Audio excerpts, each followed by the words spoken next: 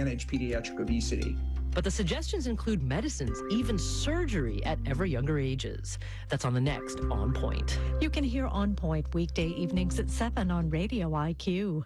Radio IQ gets support from Wild Birds Unlimited Charlottesville. Bird food, feeders, bird baths, gifts, and guidance. 29 North near Rio Road. More information at mywbu.com/Charlottesville.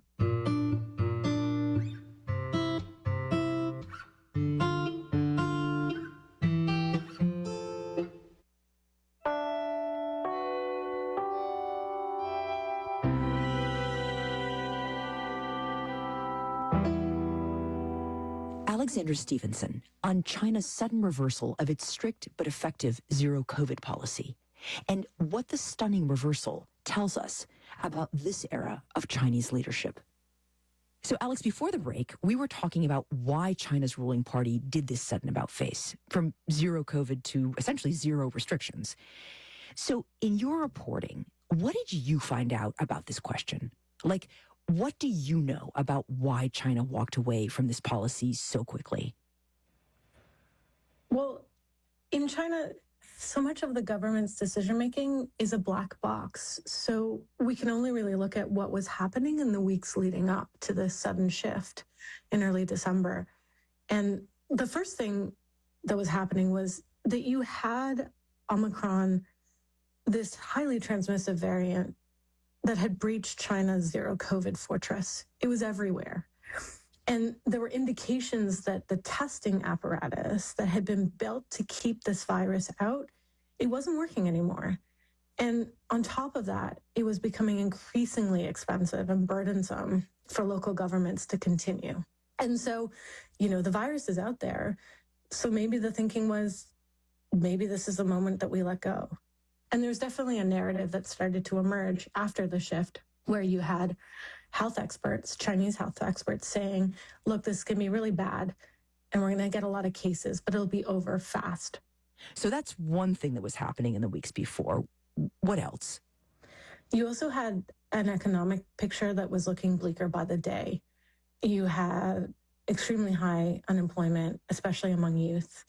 And we know that a lot of people were suffering. They were being laid off from their jobs because companies were unable to continue operating, especially under situations where there were ongoing lockdowns or sudden lockdowns that would shut down entire factories for weeks at a time. And finally, there was political unrest.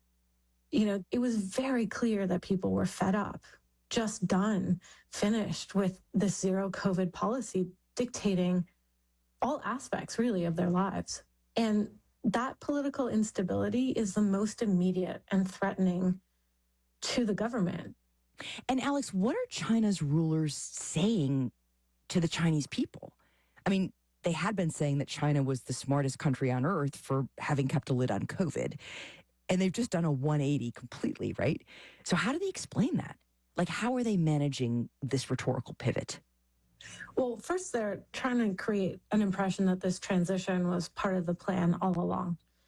And then they start putting out messaging from top doctors, public health experts, and officials saying this is not a big deal. Omicron is far less dangerous than previous variants. You'll be sick for a couple days, then you'll be fine. You'll have a high fever, but it'll be all right. This is really not a big deal at all. And Alex, where is Xi in all of this? I mean, zero COVID was, in a way, kind of his trademark, right? And now the virus is ripping through the country. What's he saying? Exactly. It's fascinating because Xi Jinping doesn't actually address the switch in zero COVID for 3 weeks. Wow. It's not until late December that he talks about this new approach, what he calls the new phase of the pandemic. He talks about how Chinese people have been so strong and that they've been through so much and are really, again, faced with another tough moment. And so he's acknowledging the difficulties in the battle against COVID, but he's really focusing on what he describes as the new dawn ahead, that this is all going to get better very soon. So, Alex, what happens now in China? Where do things go from here? Well, at this point, it's hard to put the genie back in the bottle. According to epidemiologists, you can't really go back once you've loosened restrictions, and there's no use anyway because the virus is spreading so quickly. People have changed their behavior towards COVID. So, what we will see is just more cases and presumably more deaths and more strain on China's rickety healthcare system. And so we have Chinese New Year coming up, and a lot of the outbreaks have been in urban centers. But now, as people travel home to see their families in more rural parts of the country, they'll be bringing the virus.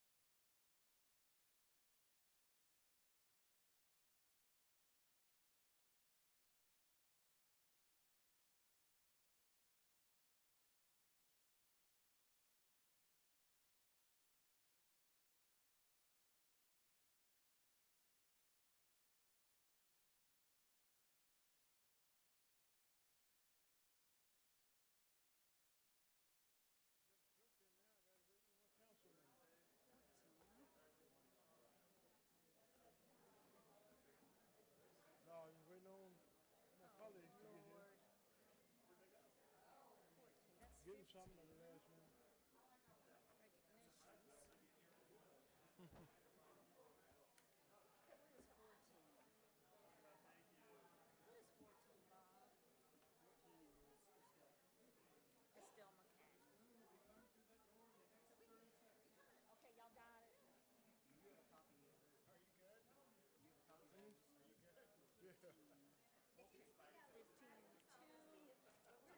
Where we wanna put this?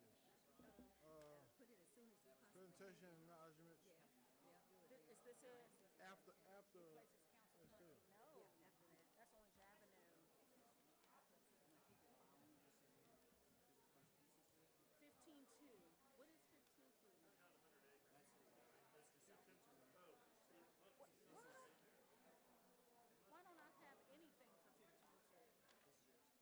So, we're gonna put it after Estelle, for the kids, get them out of here. Yeah, Estelle's first. Yeah. You got, Estelle's the very first. Right, and then I'm saying after that is where we're gonna put these kids. Okay. That'll be the Paul next. After that, yeah. So we're getting Paul and Estelle done now. Okay, wait a minute. Let's see. Now, what did you just say? Because we were gonna do the kids after Estelle, but you were saying after the pump. Because you got kids in here too. Yeah, but see, they're not on the agenda. Yeah, we're gonna get them out of here. So you're gonna go Estelle, kids, and then Paul. And then, So yeah, what I gave you is it's the match for that. Thank you. Is it really mine? Estelle, the kids, and then the pump. Right, okay. Oh, you're not gonna take it back, are Do you? a briefing, so you'll have some time to catch up. Oh my lord. The Puff building. Okay, the Puff building. Tell me what the Puff building is. Which one is that? That is 15-2. 15-1? Right. I can, Puff building. 15-1. 15-1. Okay. Orange Avenue. What is this one? This is at the end. McCadden. Mac McCadden. Applauding resolutions. Let's go back here. Mac. Please come to speak. 15. okay. So they're scrambling to get information. They're scrambling to get information. I'm gonna say I called This place is Orange very Avenue. assertive count vice mayor. Oh my He God. said, we gotta do something, let's do something. Colonial. Cause I was taking a nap, let's do something. Yeah, that'll make up for when you said, I can't get her to do nothing. When they were out there about the statue, everybody gave me a hard time about that. They said, Mayor said, I can't get her to do I nothing. mean, I can't find her, she's doing something else in Southern Else, man.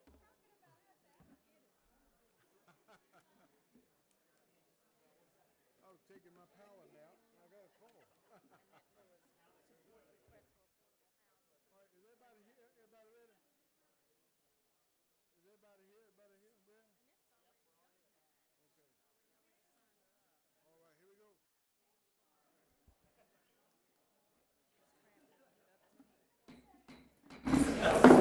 The 7 p.m. session of Roanoke City Council for Monday, January 17th, Tuesday, January 17th, is hereby called to order, and I'll ask our clerk, Ms. Susie McCord, to please call the roll. Mr. Pretty. Aye. Vice Mayor Cobb. Here. Ms. White Boyd. Here. Mr. Valasan. Here. Ms. Moon Reynolds. Here. Ms. Sanchez Jones. Here. And Mayor Lee. Here, and we have a quorum present.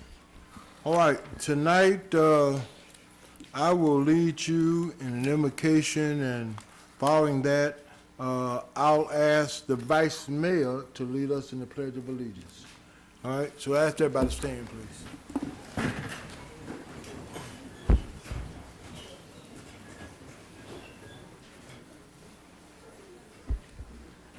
Let us pray.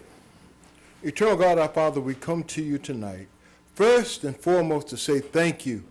Thank you, Lord, for allowing us to be here tonight.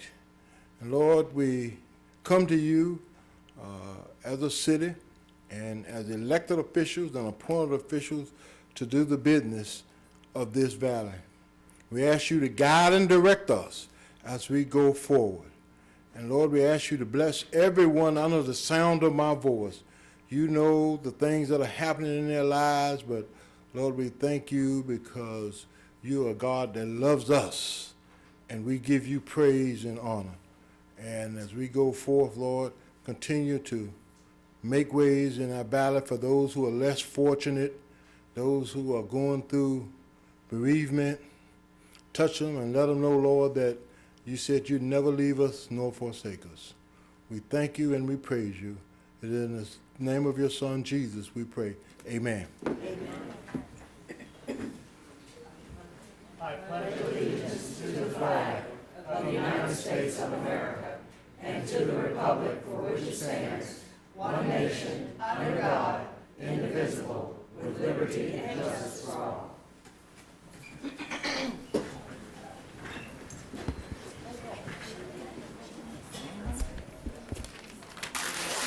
I want to welcome everybody and thank you for coming out to this 7 o'clock session. This is our second session of the day. We met at 2 p.m. also. So thank you. And our first order of business tonight will be the certification of the closed meeting. So I'm going to ask, I've already got it. all right, I'm going to ask our newest councilman, Mr. Luke Pretty, to please make the motion. Mr. Mayor, I move with respect to any closed meeting just concluded that each member of City Council in attendance certified to the best of his or her knowledge that 1, only public business matters lawfully exempted from open meeting requirements under the Virginia Freedom of Information Act, and 2, only such business matters as were identified in any motion by which any closed meeting was convened or heard, discussed, or considered by the members of council in attendance. Second. All right, thank you. Madam Clerk, will you please call the roll? Mr. Pretty? Aye. Vice Mayor Cobb? Aye. Ms. White Boyd? Aye. Mr. Bollison? Aye. Ms. Moon Reynolds? Aye. Ms. Sanchez Jones? Aye. And Mayor Lee? Aye, and a quorum is present. Thank you so much. All right, our first order of business, and some of y'all who want seats, looks like we got some vacant seats down here up front. You're welcome to come down, and if you choose to sit. All right, our first order of business is presentations and acknowledgements, and our first consideration that we're taking tonight will be to rename Kennedy Park in honor of the late Estelle H. McCadden. There is a resolution. Move the resolution. Second. All right, Madam Clerk, could you please read the title paragraph? A resolution designating and renaming Kennedy Park to the Estelle H. McCadden Park. All right. Is there any discussion among members of council? Do we have some people that signed up to speak on this? We do. All right, We have Mac McCadden, okay. Dr. Brenda Hale, and Shirley Bethel. All right, can we take them in the order that they signed up? Mr. McCadden, followed by Brenda Hill, and the third person. Shirley Bethel. Okay. Welcome back. Thank you. Glad to be back. And I appreciate the opportunity to be here, and I want to thank, first of all, the council, mayor, and the city manager, and the director of Parks and Recreation for their hard work on this particular issue. Before I do that, I want to say hello to Reverend Burton. I've known him most of my 70-some years, and I tell you, he's been a great asset to our city. I want to first tell you that this is a wonderful thing to happen in the month that my mom passed last year. For those of you, especially the Roanoke Hawks, many of them live in Northwest Roanoke, may not know of my mother, but I tell you what, she was a fighter, and she wanted something. She came down here and usually got it. If not, you got an earful from her. But I want to say that this is not the culmination of her work and legacy in Roanoke and in the state and in the nation when you consider the 3 organizations she founded or co-founded in regards to neighborhoods. But this is just the beginning, because I think that the renaming of this park is something that will last henceforth now and forevermore. And will always keep her image in Northwest Roanoke. I think it's also an opportunity for the city of Roanoke by renaming this park after her to work with the Neighborhood Association and the Parks and Recreation Department to develop that park. It needs that. And the development of that park will help in several ways. I think that it will help our realtors start to sell Northwest Roanoke again. I think that that's been lacking. I think that people have been steered away from Northwest Roanoke. I think this will help. I also think that it summons a challenge from me. I challenge the city of Roanoke not to just name it after her and leave it, but to name it after her and continue to develop that park. I also challenge our neighborhood association who has adopted that park. It's hard to adopt something and not do anything. We need to work harder to develop that park and to develop Northwest Roanoke. I'd like to pay homage to our neighborhood association. If I may, Mayor, could I please ask our members of our neighborhood association to stand?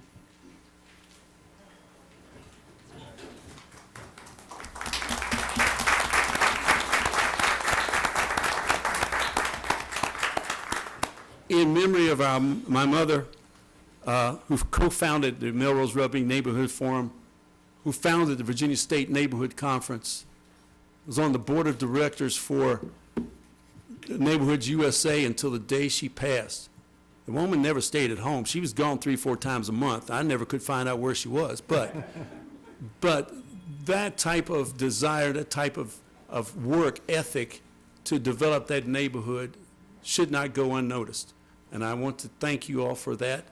I want to tell you, I never thought it was going to come. So for that reason, I wore my pigs will fly until, you know, this, my bow tie has, you know, pigs flying on it, which is something that you know, I never thought would happen.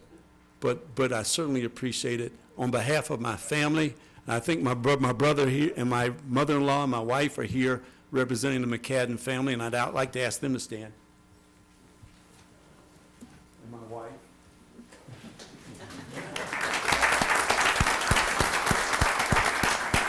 And I won't take up any more time, but this is truly, truly a wonderful thing for our family.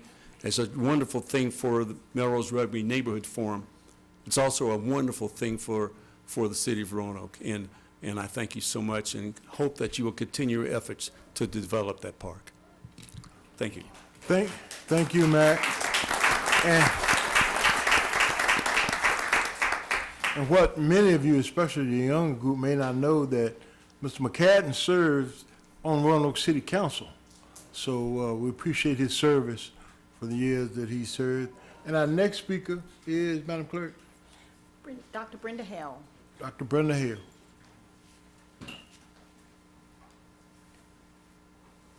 Good evening, Mayor, Vice Mayor, and all the distinguished council members. It's a pleasure to stand up here this evening. And Happy New Year. I have not seen some of you since last year. And it gives me great pleasure to stand up here and talk about somebody I know. And when you know somebody from the 60s, it is okay to tell them Mac. How I know? That's right. Mac's my first brother-in-law. A lot of people don't know that. His first wife was Francine, my baby sister. So I've been knowing the McCadden family for a long time, and Mrs. McCadden was the cornerstone of that family. And when you talk about cornerstones, you have to talk about a black woman and the leadership that she has in the family. You have to talk about her leadership beyond the home and beyond the city block and beyond the city. And she had such high moral fiber. She had such great integrity. And she had solid convictions. So that means that if she believed in something, that means it was going to get done because she is propelled by what she believed in. She was a lady of action. So that means you can sit around and talk about something all day, but unless you take action, how are you going to institute change? So, yes, she is truly deserving of this recognition. And when you think about it, what an excellent honor to bestow upon her and the family, something that the family can be so proud of now. But this is what's really important, the youth. The youth today, right now, need to know about this hero. And we call them female hero sheroes. She is a shero in Roanoke, Virginia, not only in Roanoke, Virginia, but throughout the state in this nation. They know about Estelle McCadden. So yes, let's make this happen. Yes, as Max said, let's keep developing it. And yes, think about not only the children today, but all of the children to come to know that there is a significance in this city. And one of the sheroes was Estelle McCadden. Thank y'all for this consideration, and we really appreciate it. Thank you so much.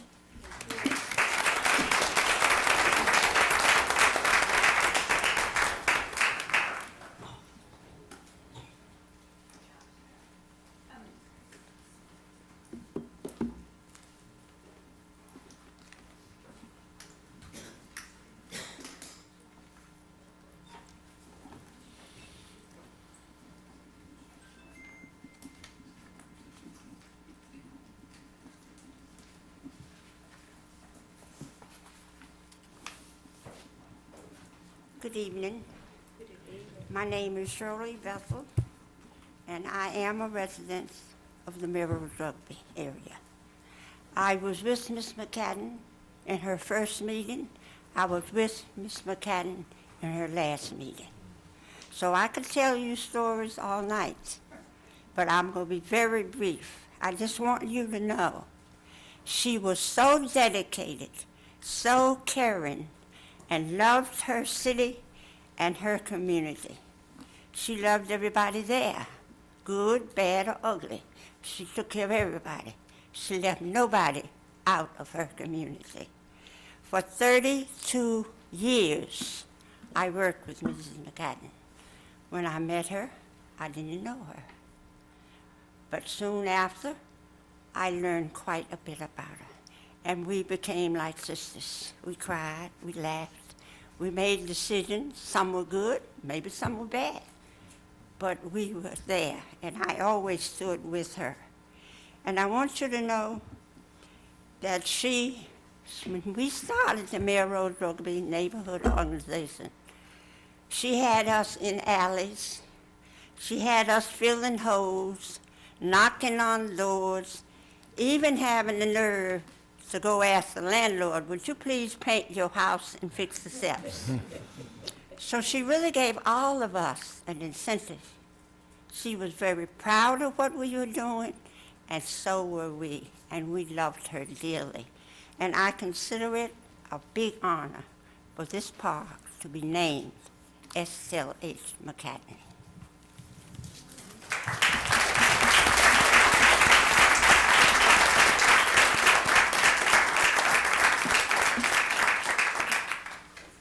Well, I'm going to say a few things, and I'll go to my colleagues on council. Let me just say that Mac was correct, that when Estelle came through that door, if she wasn't on the agenda, we had to find out pretty quick. I passed notes and said, what's going on? Estelle is here tonight. And she would come down, and I will remember the time that she came in and said, hey, other cities that are sponsoring the statewide neighborhood conference, their cities were donating a certain amount of money. And she said, I don't think she was pleased with what we said we'd donate to it. And but after she left, she got what she came and what she asked for. But she was a very assertive woman, but we loved her. I can remember now when I traveled to certain spots for the National Neighborhood Conference, and we had a conference up in Indianapolis, Indiana. And my late wife was with me at the time, and she's in a wheelchair, mobile wheelchair. But Estelle went out of her way to make sure she felt comfortable. That meant a lot to me. And we were going over in Indianapolis to watch the Indianapolis Pacers play basketball because they were playing LeBron James, and at that time he's part of the Miami Heat. And I said, well, she's going to stay. And Estelle just said, why she can stay? You can get over there. And she got us a way to get there, and she was that kind of person. She'd be stern and hard on you, but she was a woman that really cared about people and cared about her neighborhood. And so I really remember her and thanked her and respected her for that. All right, any other members of council have any comments? Vice Fish Right Board. Thank you, Mr. Mayor. I got a call from a friend of mine who saw that this was on the agenda and wanted to make sure that I was going to be voting for it. And I told her, I don't think there's a member on this council that would oppose that, because for me, it is an honor and a privilege to even be able to vote on this, because she clearly was, I think we were having a brief discussion, Citizen of the Year, Mother of the Year, drum major for justice. We just started talking about all these things that she had accomplished. And so Ms. McCadden was certainly a pillar in this community, and I find it an honor and a privilege to even be a part of this decision. Thank you, Mr. Mayor. Thank you. Anyone else? Mr. Purdy? But mine just relates probably more to the park as well. I know that Kennedy Park has been recognized in the master plan as somewhere that has been needing improvements for some time. And they applied last year, 2 years ago, for money from the Department of Conservation and Recreation that they were not successful at getting. But I didn't have an opportunity to know Ms. McCadden. I have learned that it was a hard time for anyone to tell her no. And I think once they change the name to the Estelle McCadden Park, the state won't be able to tell them no about getting that money. Okay. All right. Anybody? All right, Vice Mayor. Estelle was amazing. Just everything about her. She was fierce. She was never afraid to ask for what she wanted. But she was also very kind. And she cared about whoever was in front of her. And the National Night Out events that the Melrose Rugby Neighborhood Forum would do always turned into a dance party, and I got to dance with her one night, which was really cool. And that was only a couple of years ago, before COVID. So she could kick it up. Fish fries were always fun. But this is such an honor, and just as a side note, I know there's some kind of a historical kiosk in that park that recognizes a gentleman, and I was trying to find a picture of it, but. I believe it's Wilbur Downing. Yeah, it's in need of repair, and you may know that already. But as Luke so eloquently said, once Estelle's name is on that sign, things are going to start to happen in the park, and it's such a beautiful place and a peaceful place, and I think it will really, as Max said, carry her spirit and her legacy forward in powerful ways. All right. Is somebody else? Mr. Mayor, All right. if I may just Yes, sir. add one additional item. It is our intent to actually do something in the spring at the park. Working with MAC, we're going to try to get as close to Miss McCadden's birth date, which is at the end of March, where we'll actually do the signs, change over of the signs and unveil those out at the facility. So nobody should panic that the signs won't be changed tomorrow. That'll follow, and it'll happen hopefully in the spring. So, thank you. Thank you. Thank you. And let me really give Mr. Cowell appreciation for what he did, and he does things, but once I approached him with this, and he just went right straight forward with it to make it happen, and I appreciate his efforts to do that. No, I appreciate that, and wouldn't have it any other way for Miss McCadden. I did have the pleasure of meeting with her sometimes in my office, so that was always exciting. It's always good. All right, Ms. Sanchez Jones. It was a pleasure for me to have met Ms. McCadden. one night at city council meeting. I don't know why I was here that night, but I saw her in action and I said, wow, I want to be just like her when I grow up. I still have ways to go, but I aspire one day that I'll be just like Stell. Thank you, and thank you, Mac. All right, well, thank you, everybody, family.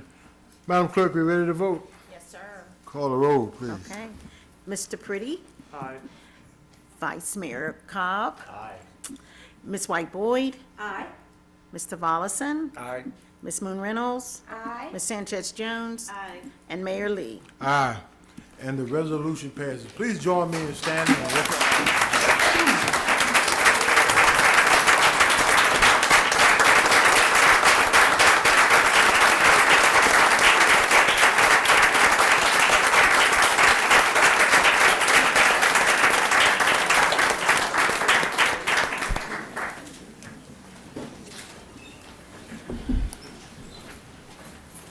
All right, I'm going to ask,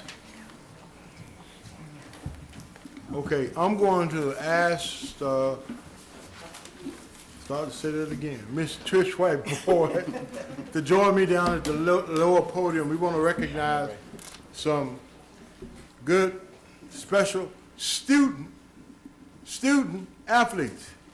Okay, I want to keep that student out there, athletes. We're going to recognize today.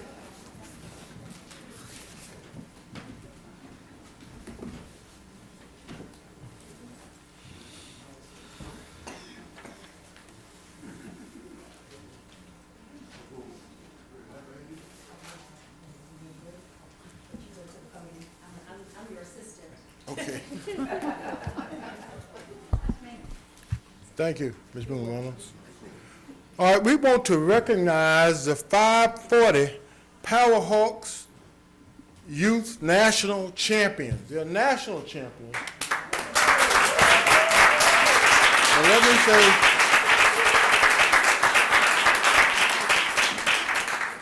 let me say what they did to get to be national champions. They were the 2022 Southwest Virginia AYF Conference champs. They were the 2022 Virginia AYF state champs. They were the 2022 AYF regional champs. And they were the 2022 12 and under District 2 AYF national champs. So these are some national champs that we're recognizing tonight.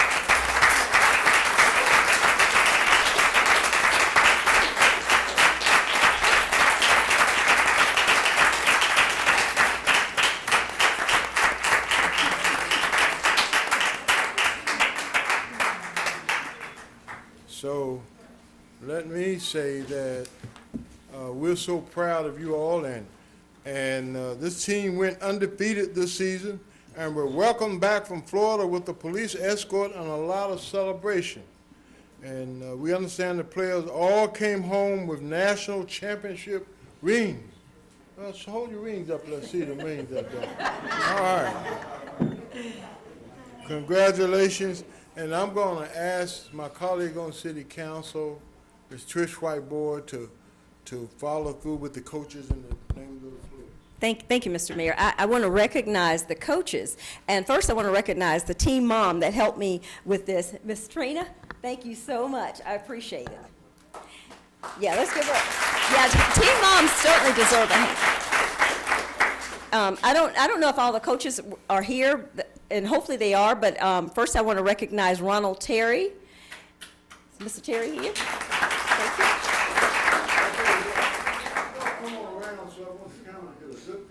Okay. Darius Walker, another assistant coach, head coach. Joseph Mezadou, assistant coach Aaron Johnson, assistant coach Jamal Holland, and again the team mom, Miss Katrina Henderson, who is the coordinator and the backbone. Assistant coach Nehemiah Edwards, assistant coach Jason Dunn, and assistant coach Joey Gouge. Okay, thank you for helping me out. And assistant coach Jamie Henderson. And these are the assistant coaches and the team mom, and we really appreciate you guys. Like the mayor said, they went from state, regional, all the way to national. And Mayor Lee didn't mention this, but we got a call saying these guys were practicing, and the team parents were encircling them with their car headlights. They had car headlights out in the dark, and Let me tell something. I was taking my usual power nap, and I got a call from, at the time, Vice Mayor. Said, Mayor, we got to do something. So I'm thinking, man, what has come up now? And she said the team has to practice with family members cutting the lights on the field because it was dark and they didn't have any place to practice. And said, we've got to do something. So I said, well, I'll call, and let me just say I called Superintendent White, who, and explained the issues, because there was a lot of times when you deal with bureaucracy, you got who's the power on it, the lights, and all of these things that had to be worked out. But they got those lights on over at West Side, it was the West Side. And I called my colleagues and calmed her down because she said, you got to do something. And I appreciate that, but we wanted to make sure, because these young men are future William Fleming Colonels, Patrick Henry Patriots, and other schools. They're the future of our school system. That's a part of school, and this is so positive. So we wanted to make that work. So I do thank Verlita White, the superintendent, for her getting a staff to get that and enable these young men to practice with the lights on. So we got it done. Yeah. Thank you. Yeah, thank you, Mayor. Thank you. Yeah, something as basic as that, you know, you guys practicing in the dark with car headlights.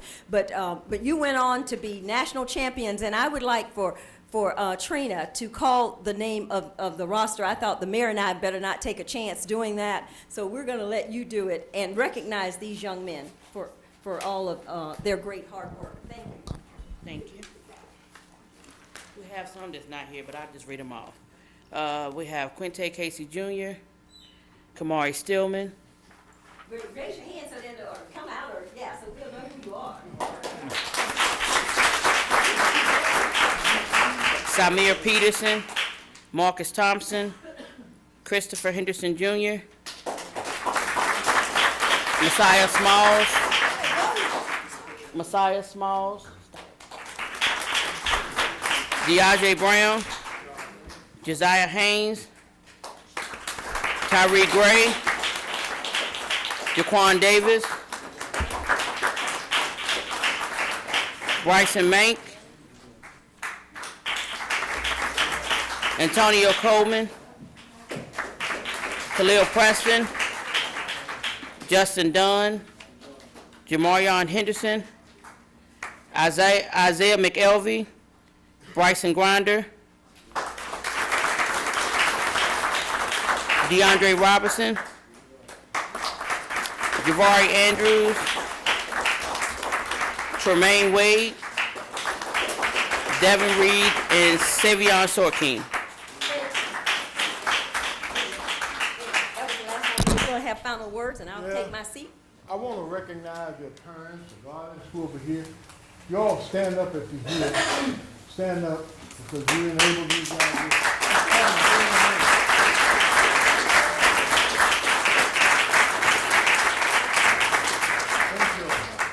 We, as a council, we always want to take time out to recognize our students that's doing positive things. You know, we look up in the news and see they did this or did that, but these are kids that's doing positive stuff.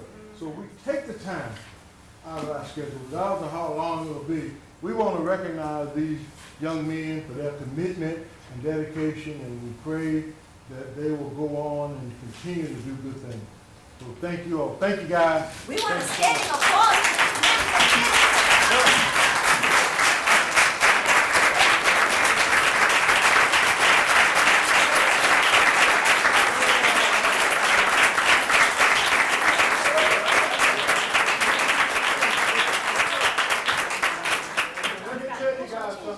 These are recorded now. You can watch this Saturday. You can watch it all day. Thank you, guys. Thank you, thank you. Not during the school day. Thank you, Ms. Whitmore.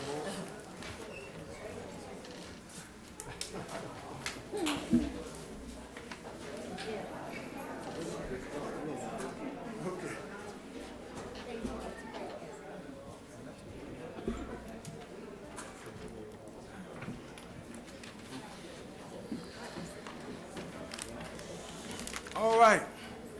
Let me let the group out first. Thank you. Thank you, Mayor. Thank you. That's great.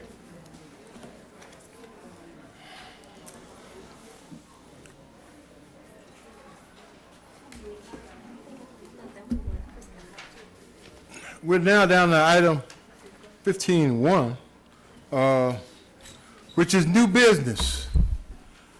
It's a recommendation to adopt a resolution supporting federal legislation renaming the Richard A. Poff Federal Building. There is a resolution. Move the resolution. Second. All right. Madam Clerk, could you please read the title paragraph? A resolution supporting federal legislation renaming the Richard H. Poff Federal Building to the Reuben E. Lawson Federal Building, and requesting that our representatives in the United States Congress pass such legislation. Thank you. Now, I know there's some people here to speak on this issue. Yes. And I do want to recognize Attorney John Fishwick, who, I tell you, I appreciate John for all the work he's done in our community. And I remember him when he was the attorney, Eastern District, the Western District attorney. And he used to go to school and talk to the young people over there about things in the community and crime. And so it's always a pleasure and an honor to recognize John for the service he's given to this community. So John, you on the list, aren't you? All right, please come on to the podium. Thank you, Mayor, Vice Mayor Cobb, and member of the council. It's a real honor to be in front of you here tonight. We, along with Reverend Burton, we've been working very diligently on a campaign that we started to rename the name of our federal building after a civil rights titan named Reuben Lawson. I ran across Mr. Lawson in some cases last summer and was just amazed at all he had done for our community. He brought the cases to integrate the schools in Roanoke City, Roanoke County, Lynchburg, Grayson County, Floyd County, and Pulaski. Brown versus Board of Education, which I'm sure all of you know, came down in 1954. It was the law of the land. The United States Supreme Court said, you know, by law, we're going to integrate our schools. We're not going to have black students and white students go to schools separately. They're going to be integrated and go to schools together.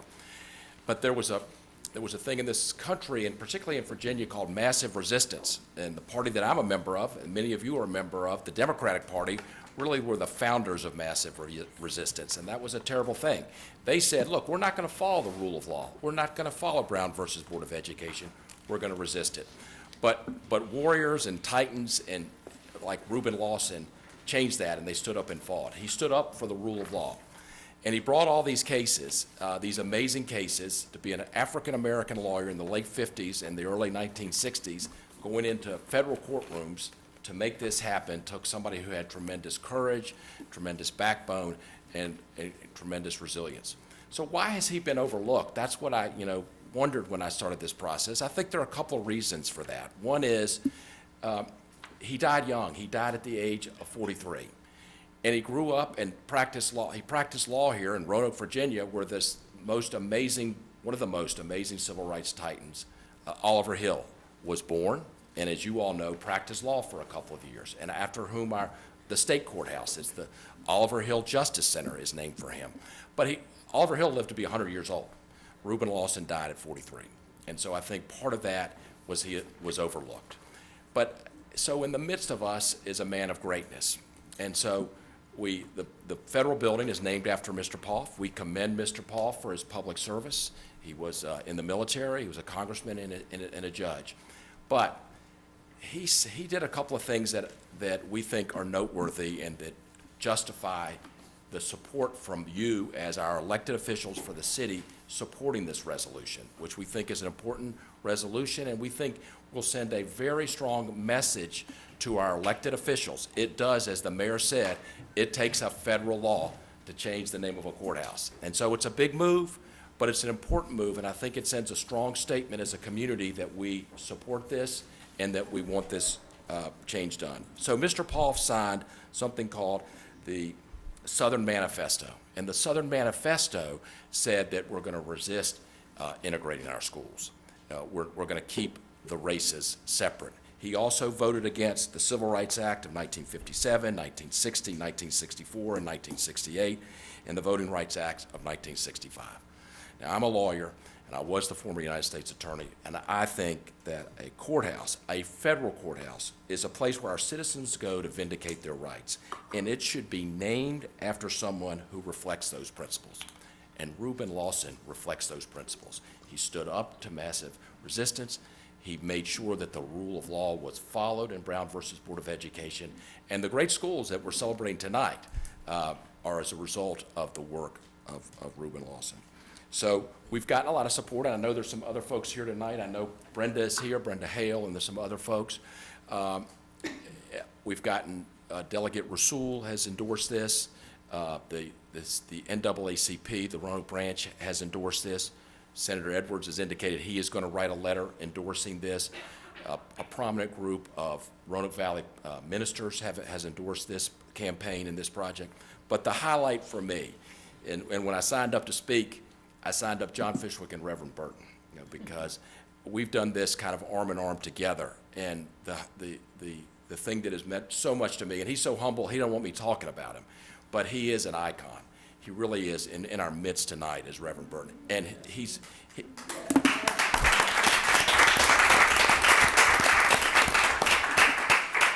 and I'll tell you one story about Reverend Burton, and again, he doesn't want me talking about him.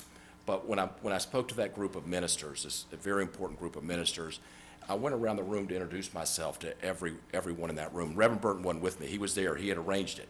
But every man and woman said to me, he's an icon. I mean, and they weren't together. They just separately said that to me. He said, Reverend Burton is an icon. And I said, yes, he is. But Reverend Burton, he doesn't want me talking about him anymore, and I won't. But he knew Reuben Lawson. He knew him because of his work within the NAACP. And we have, and I know Trish White Boyd, we had the honor of speaking in front of your committee on this, and you heard from me then, and you heard from Reverend Burton then. But I think all the council members would benefit from hearing, and everybody here tonight and everybody watching would benefit, hopefully a little bit from hearing from me, but a whole lot from hearing from Reverend Burton. So I'm done for my remarks, but I'd like to call Reverend Burton up if I could, Yes, Mayor Lee. Thank you.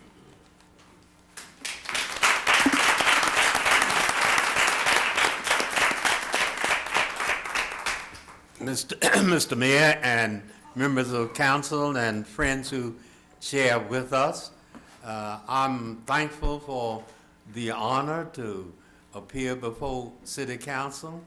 I wanted to just say a word about this matter that Attorney Fishwick has brought to our attention. But I heard before our coming up so much about Ms. McCadden. And so I sat there and I said that all these people are saying that what they know about Ms. McCadden, and I think that I just couldn't keep quiet and say that I knew her also. Not only did I just know her, I was the family's friend so far as pastors are concerned.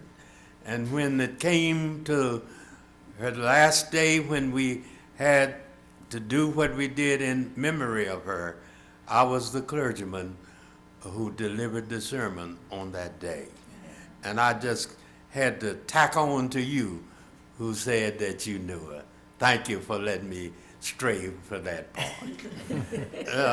Let me take just another moment to say that I am proud to be associated with Attorney Fishwick in this whole matter of renaming the Puff Building. I've been around a long time, As a matter of fact, I'm what is classified as a senior citizen. I knew Reuben Lawson. As a matter of fact, in the 60s, I was vice president of the local chapter of the NAACP. And Reuben Lawson was our attorney. And I had the privilege to meet with him and therefore, on a personal basis, be able to testify something of his enthusiasm and the fact that when it came to these individual cases, he went to court in Roanoke and in the areas around to bring about what was the law of the land.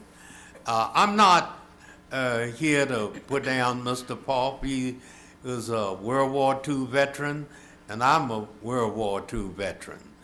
And so sometimes I go down to the federal building to see about the things that I'm do as a veteran, and I see that name up there, and it bothers me a little bit to pass by that name, honoring the man who did something that bothers me. My first wife came from Prince Edward County. She was born and grew up in Prince Edward County. And when it came to going to high school, she had to be brought every day from Prince Edward County to Appomattox County in order to get a high school education. That sort of bothers me when I think that I'm getting my benefits in the building that's named for a man who supported the kind of thing that happened in Prince Edward County, so that she would have to go that far in order to get a high school education. I think that I should govern myself and not talk too long. And so I'll just end it with saying that I would like to see our local governing body support the whole idea of carrying to our federal representatives the matter of naming a building after somebody who really fought and was successful in his fight to bring about what was the law of the land, and have that name on that building rather than the name of a man who opposed it so much. Thank you for listening to me. God bless you. Thank you.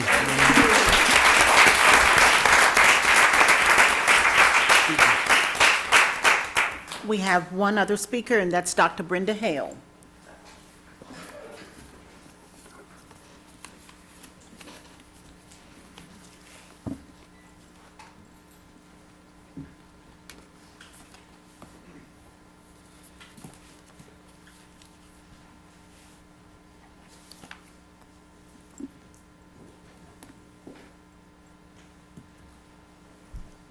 Good evening again, everyone. As the president of the Roanoke branch, it's my responsibility when issues come to run them by the executive committee and take a vote on it, and of course, by the general membership body. And unanimously, both times, we stood in support of this name change. Mr. Lawson was an African-American attorney who played a pivotal role in the civil rights movement in Virginia. A 1945 graduate of Howard University Law School, he practiced law in his home city of Roanoke from an office building he had built for himself, which we currently reside in with our office. Mr. Lawson was also a prominent member of the community, at various times serving as the master of Allegheny Lodge, affiliated Prince Hall Masons, vice chairman of the local African-American Shriners Group, Oasis of Roanoke, and vice president of the Roanoke Civic League. Mr. Lawson also gave public educational talks at locations such as the Gainsborough Library. Throughout his career, Mr. Lawson worked alongside a number of prominent civil rights attorneys of the time, including Oliver Hill. Mr. Lawson was also the lawyer for our branch of the NAACP, working directly with our executive board and advocating desegregation to the Roanoke City School Board. Though quiet and soft-spoken, Mr. Lawson worked tirelessly and passionately for social justice. He wholeheartedly believed in putting an end to segregation, and that the best way to achieve that goal would be through the court system. Indeed, Mr. Lawson filed and argued a number of significant cases before the judges of the Western District of Virginia to put an end to segregation, which unfortunately remained in place in the years following the United States Supreme Court's historic decision, Brown versus the Board of Education. He filed the first desegregation suit in Southwest Virginia, Walker versus Floyd County School Board, Civil Action Number 1012, WD, Virginia, 1960, delivering the suit to the court by hand and marching the young African-American plaintiffs into the federal courthouse. This case resulted in Judge Roby C. Thompson ordering that Floyd County admit 13 African-American students into its high schools, which before then enrolled white students exclusively, despite the mandate of Brown some 5 years prior.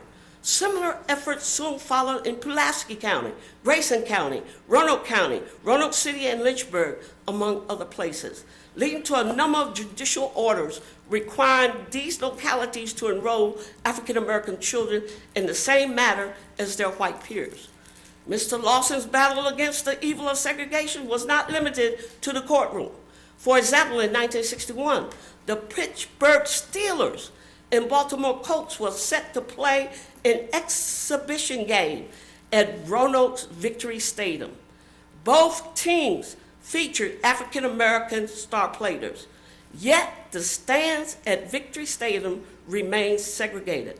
Mr. Lawson took this issue to the Roanoke City Council, arguably arguing that their oath to the Constitution of the United States required them to integrate the stands.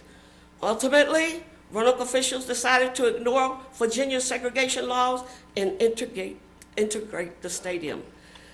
Thanks to the efforts of Mr. Lawson and his contemporaries, including Reverend R.R. Wilkerson, who had organized a player boycott over the segregated stands, all Southwest Virginia owe a debt of gratitude to Mr. Lawson for his important work in the 50s and 60s, and Mr. Lawson deserves to be recognized for his contributions to ending Jim Crow. The Roanoke branch in AACP has a shared history with Mr. Lawson and continues to advocate for justice as Mr. Lawson did those many years ago.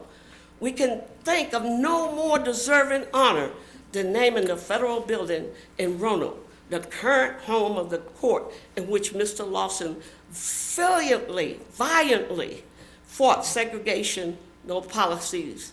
After him, Mr. Lawson was truly Roanoke's own civil rights attorney, embodying not only the city, but the spirit of its diverse population.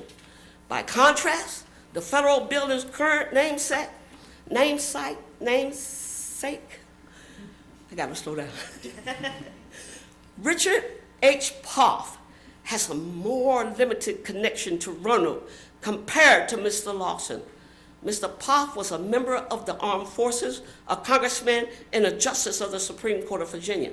But it is an unfortunate historical fact that Mr. Poff signed the Declaration of Constitutional Principles, known formally as the Southern Manifesto, in opposition to racial integration of public places, and voted against the Civil Rights Act of 57, 60, 64, and 68, as well as the Voting Rights Act of 1965. Finally, as noted above, the federal building was completed in 1975. As we are nearing the 50th anniversary of the federal building, the time is ripe to change its namesake. For all the reasons stated in this letter, Reuben E. Lawson is the perfect choice. The Roanoke branch NAACP has met and supported renaming Roanoke's federal building from the Richard A. Poff Federal Building to the Reuben E. Lawson Federal Building. Thank you so much. And I know that some on the city council did not know this rich history, and I know that there's a lot in our community that are not aware of this rich history and why we come to this moment in time where we have the opportunity to make a change for the better in our community. Thank you humbly so very much, and thank you for allowing me to do this education. I appreciate it.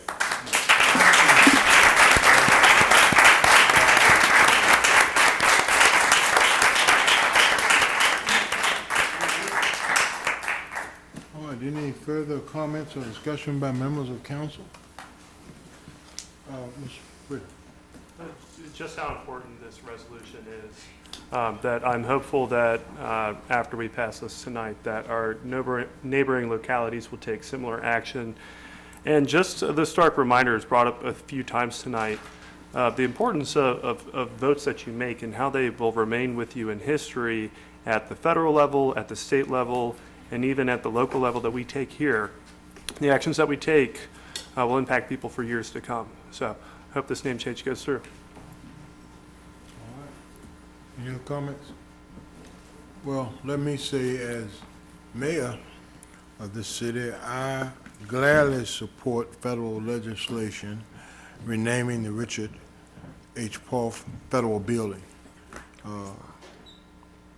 with the name of Reuben E. Lawson.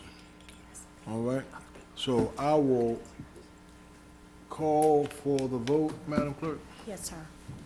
Mr. Pretty? Aye. Vice Mayor Cobb? Aye. Ms. White Boyd? Aye. Mr. Veloson? Aye. Ms. Moon Reynolds? Aye. Ms. Sanchez Jones? Aye. And Mayor Lee. Aye, and the resolution passes. Thank you.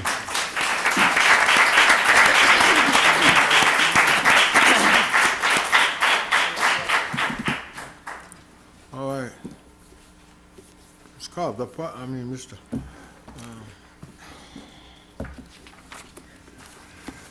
Let's see.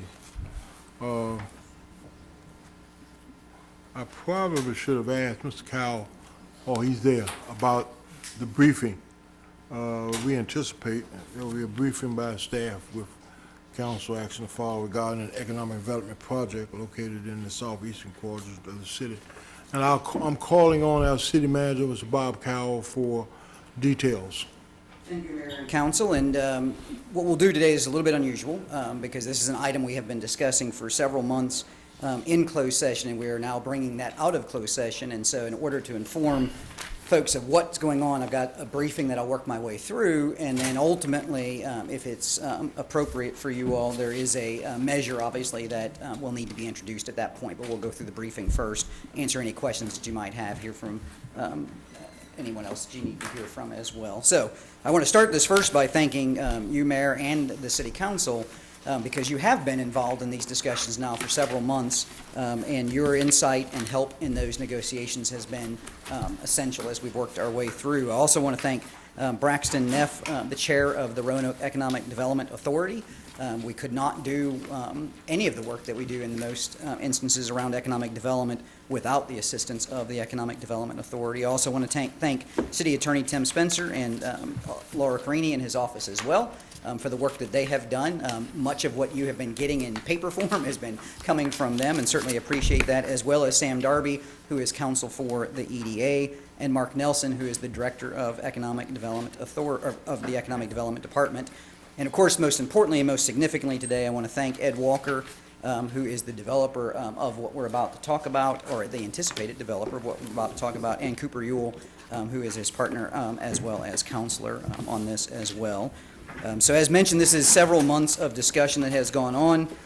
This is a collaboration that I genuinely believe that if it realizes its full potential, can truly transform Southeast Roanoke and benefit the entire city.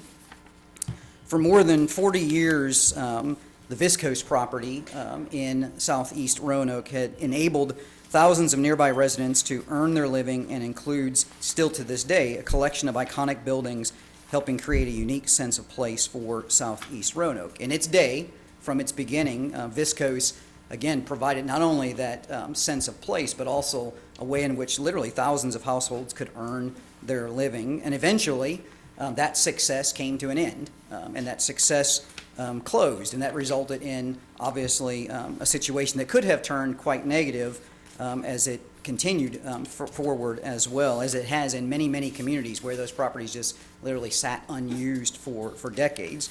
However, here locally, for the past 65 years, there has been a group of investors owning that property. Interestingly, in that entire span from 1917 till today, there have been only 2 owners of this property, and that has been led by Will Trinkle and other owners of the property through this time, and that has hosted hundreds of businesses, both small and large, and legacy and new, and I'll talk more about those as we go forward.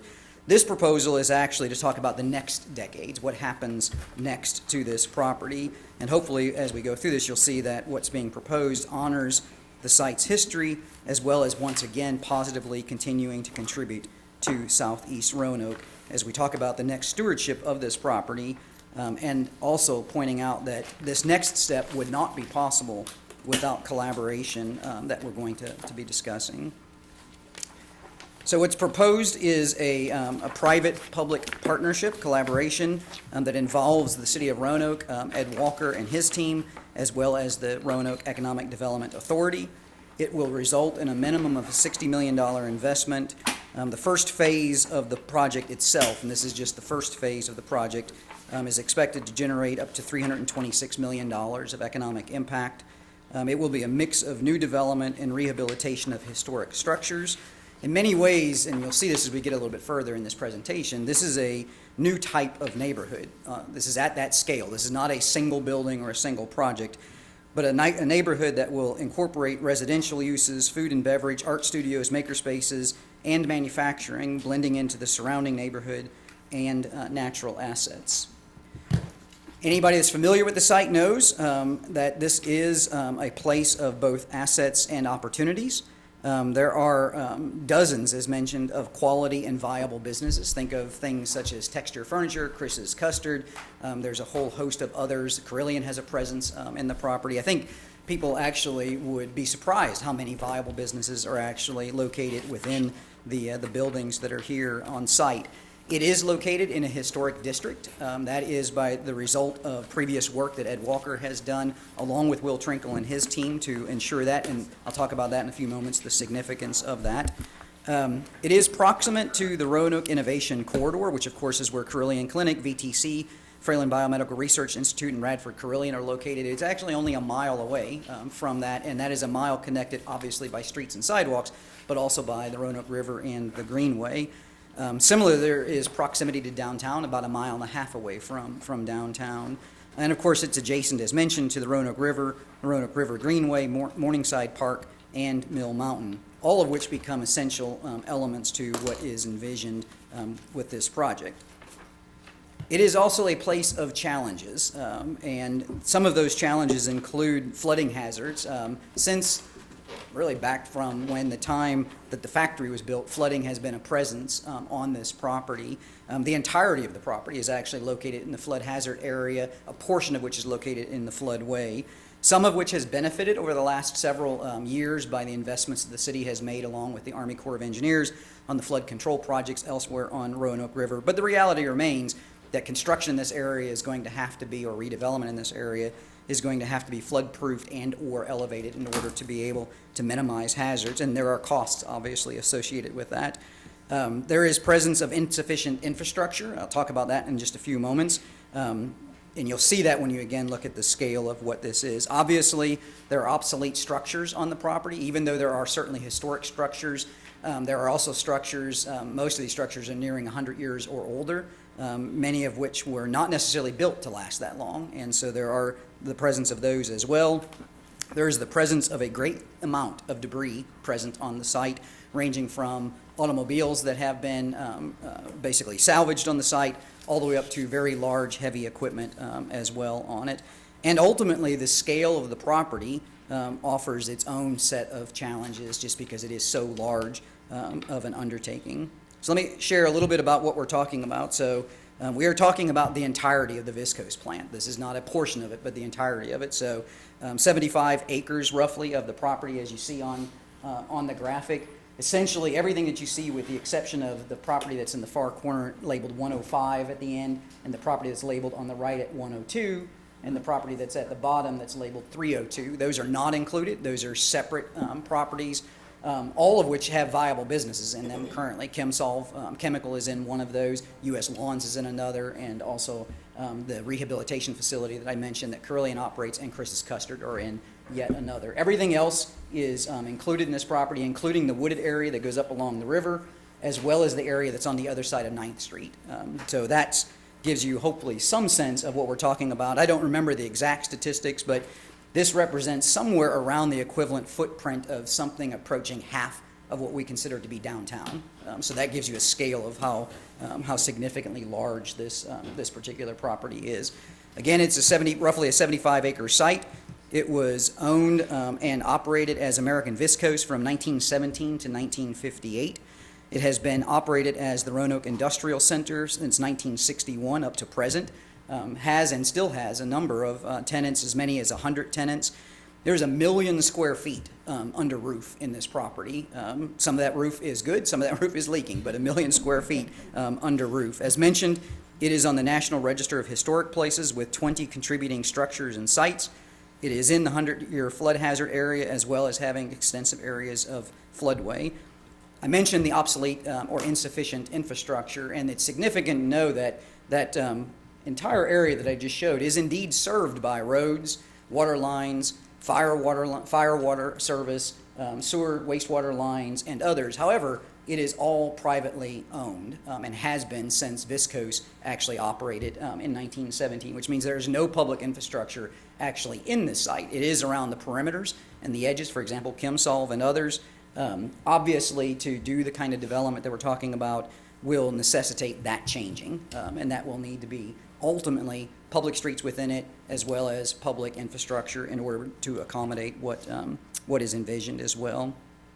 So I've mentioned a couple of times that this is a partnership and a collaboration, and it would not be possible if that were not the case. We need, obviously, the expertise of the work of folks like Ed Walker, but also it's probably going to involve many of our other local developers on a project of this scale. Same folks that have actually helped our downtown redevelop and revitalize over time, Wasena over time, also the obviously Grandin over time, same teams, if you will, and that included in each of those instances us, the city. The innovation corridor, for example, that I mentioned, would not have come into existence if the city, working with the redevelopment authority, hadn't actually acquired all of the property initially and cleared that property to make it available for Virginia Tech and others to be able to make the investments that they have made. This property is no different, and it begins with the request of a $10 million forgivable loan with performance requirements that I'll talk about here in just a few moments. That loan is for two purposes initially. The purposes are $8.2 million for acquisition, as well as $1.8 million for site remediation. Most of the early site remediation will focus on removing the debris that is on site, and again, I'll come back to that in just a few moments. Currently, this 75 acres generates $100,000 roughly annually in tax revenue. This proposal includes the rebating of that annual tax revenue for up to 17 years. Those dollars are what will be used to pay for the engineering services and other types of studies that are necessary to actually see this redevelop as we move forward. There would also be a need for a partial real estate tax exemption on rehabilitation and development. Simplest way I can explain this is as property transfers, so as Ed acquires this property and he approaches, let's say, another developer that wants to actually build on the property, there's a transaction that takes place where the property is actually sold for a greater amount than it's originally acquired. That value is captured and taxed, and we will continue to receive the revenue associated with that. If that same developer then comes in and puts a $50 million or $20 million or $15 million project on the ground, that value will not be taxed for a period of time which has not yet been established. That will require future action, but certainly 15 years is what has been talked about before. We use similar techniques in downtown. Those techniques were for 5 and 7 year 5 and 7 year abatements or rebates as we work through that. So again, part of the length in this I'll cover here in a few moments that recognizes kind of the complexity associated with this. Obviously, development on this property would continue to access standard incentives that we have within the city. This area is entirely in the enterprise zone. There would also be discussion of fee waivers and so on, which we customarily offer in redevelopment areas. As mentioned, the performance term in this case is for 17 years. I'll come back and talk about that in just a few moments. And there is an acknowledged need that there will be, as mentioned, additional infrastructure investments beyond this first investment that's being made, along with possibly new zoning districts and a whole host of other things in order to be able to deliver on what is proposed.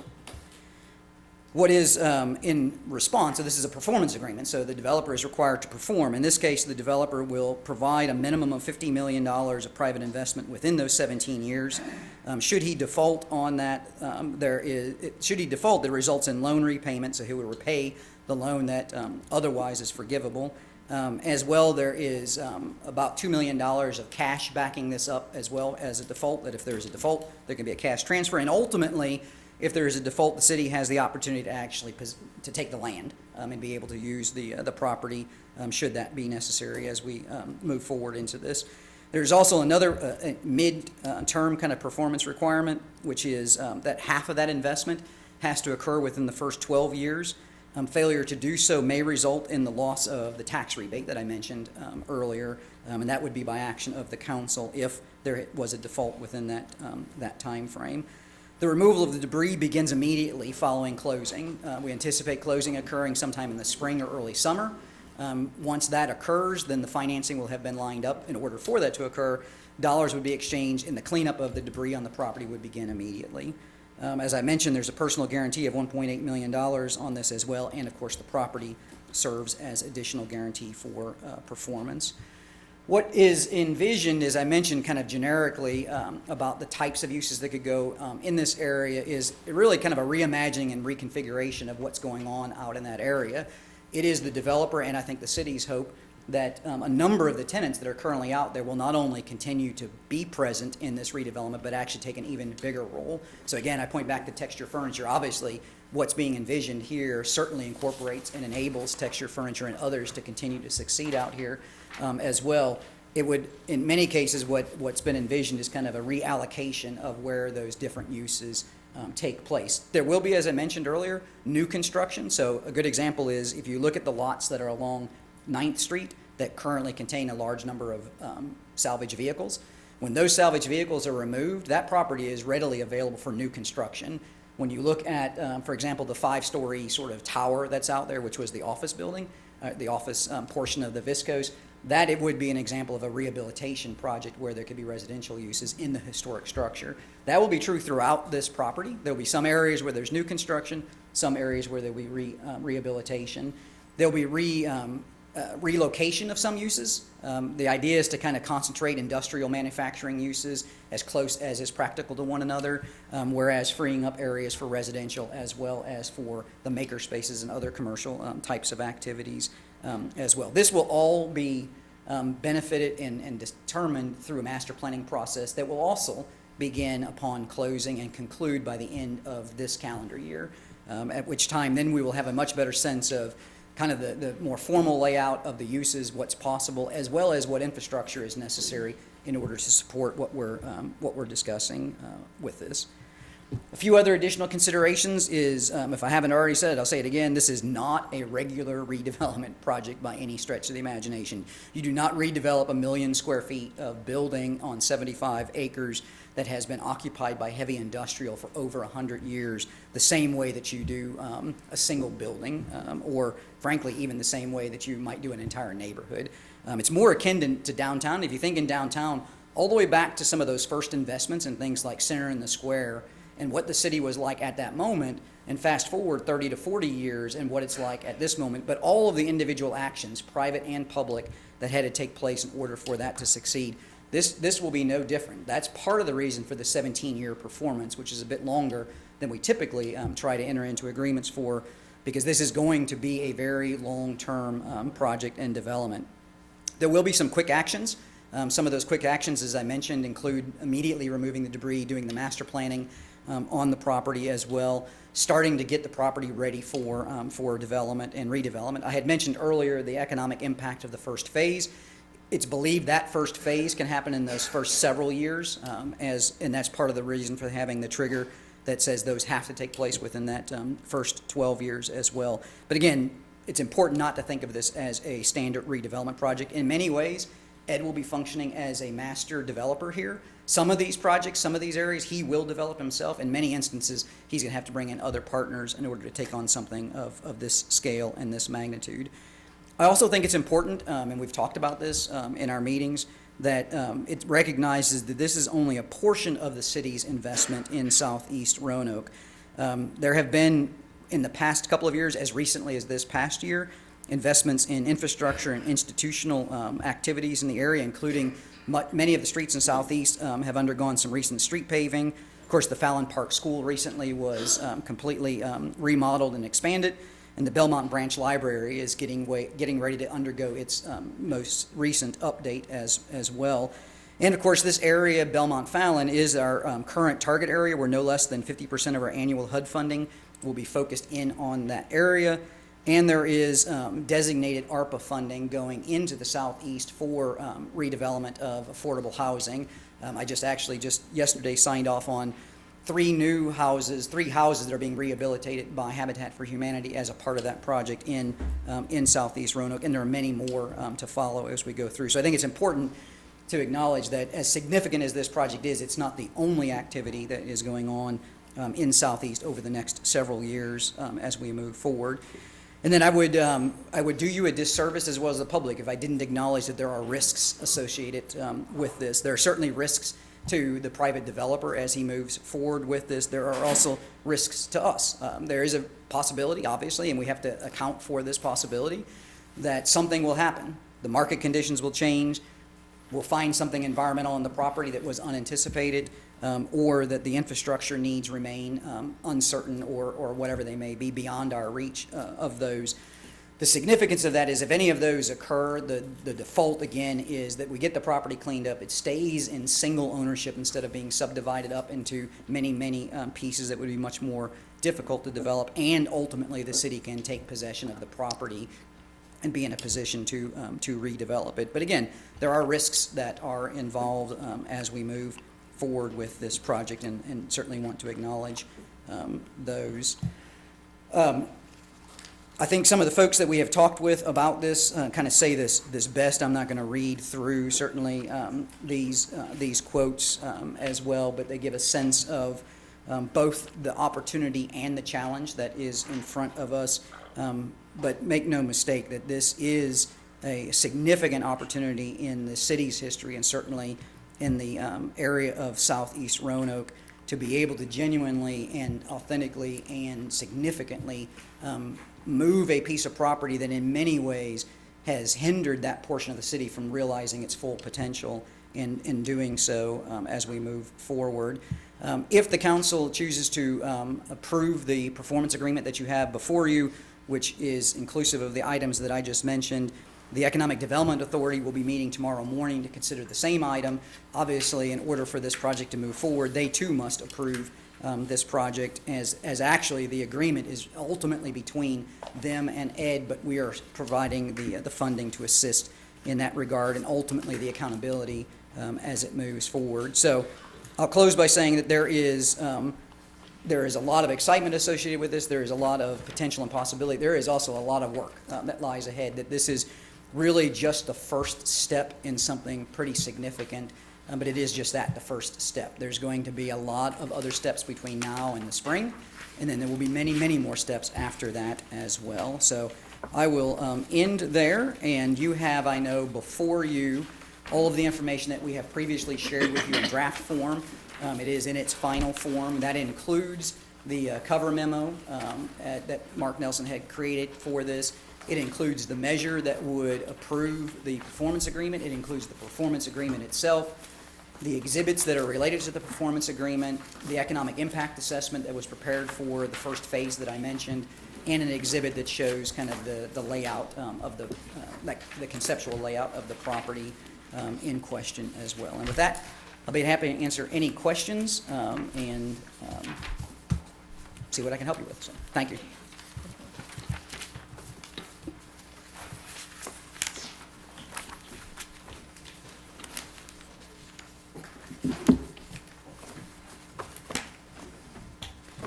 Thank you, Scout, for the presentation. of this, and thank you for your candidness and letting the public know that there are certain risks that comes with a project of this magnitude.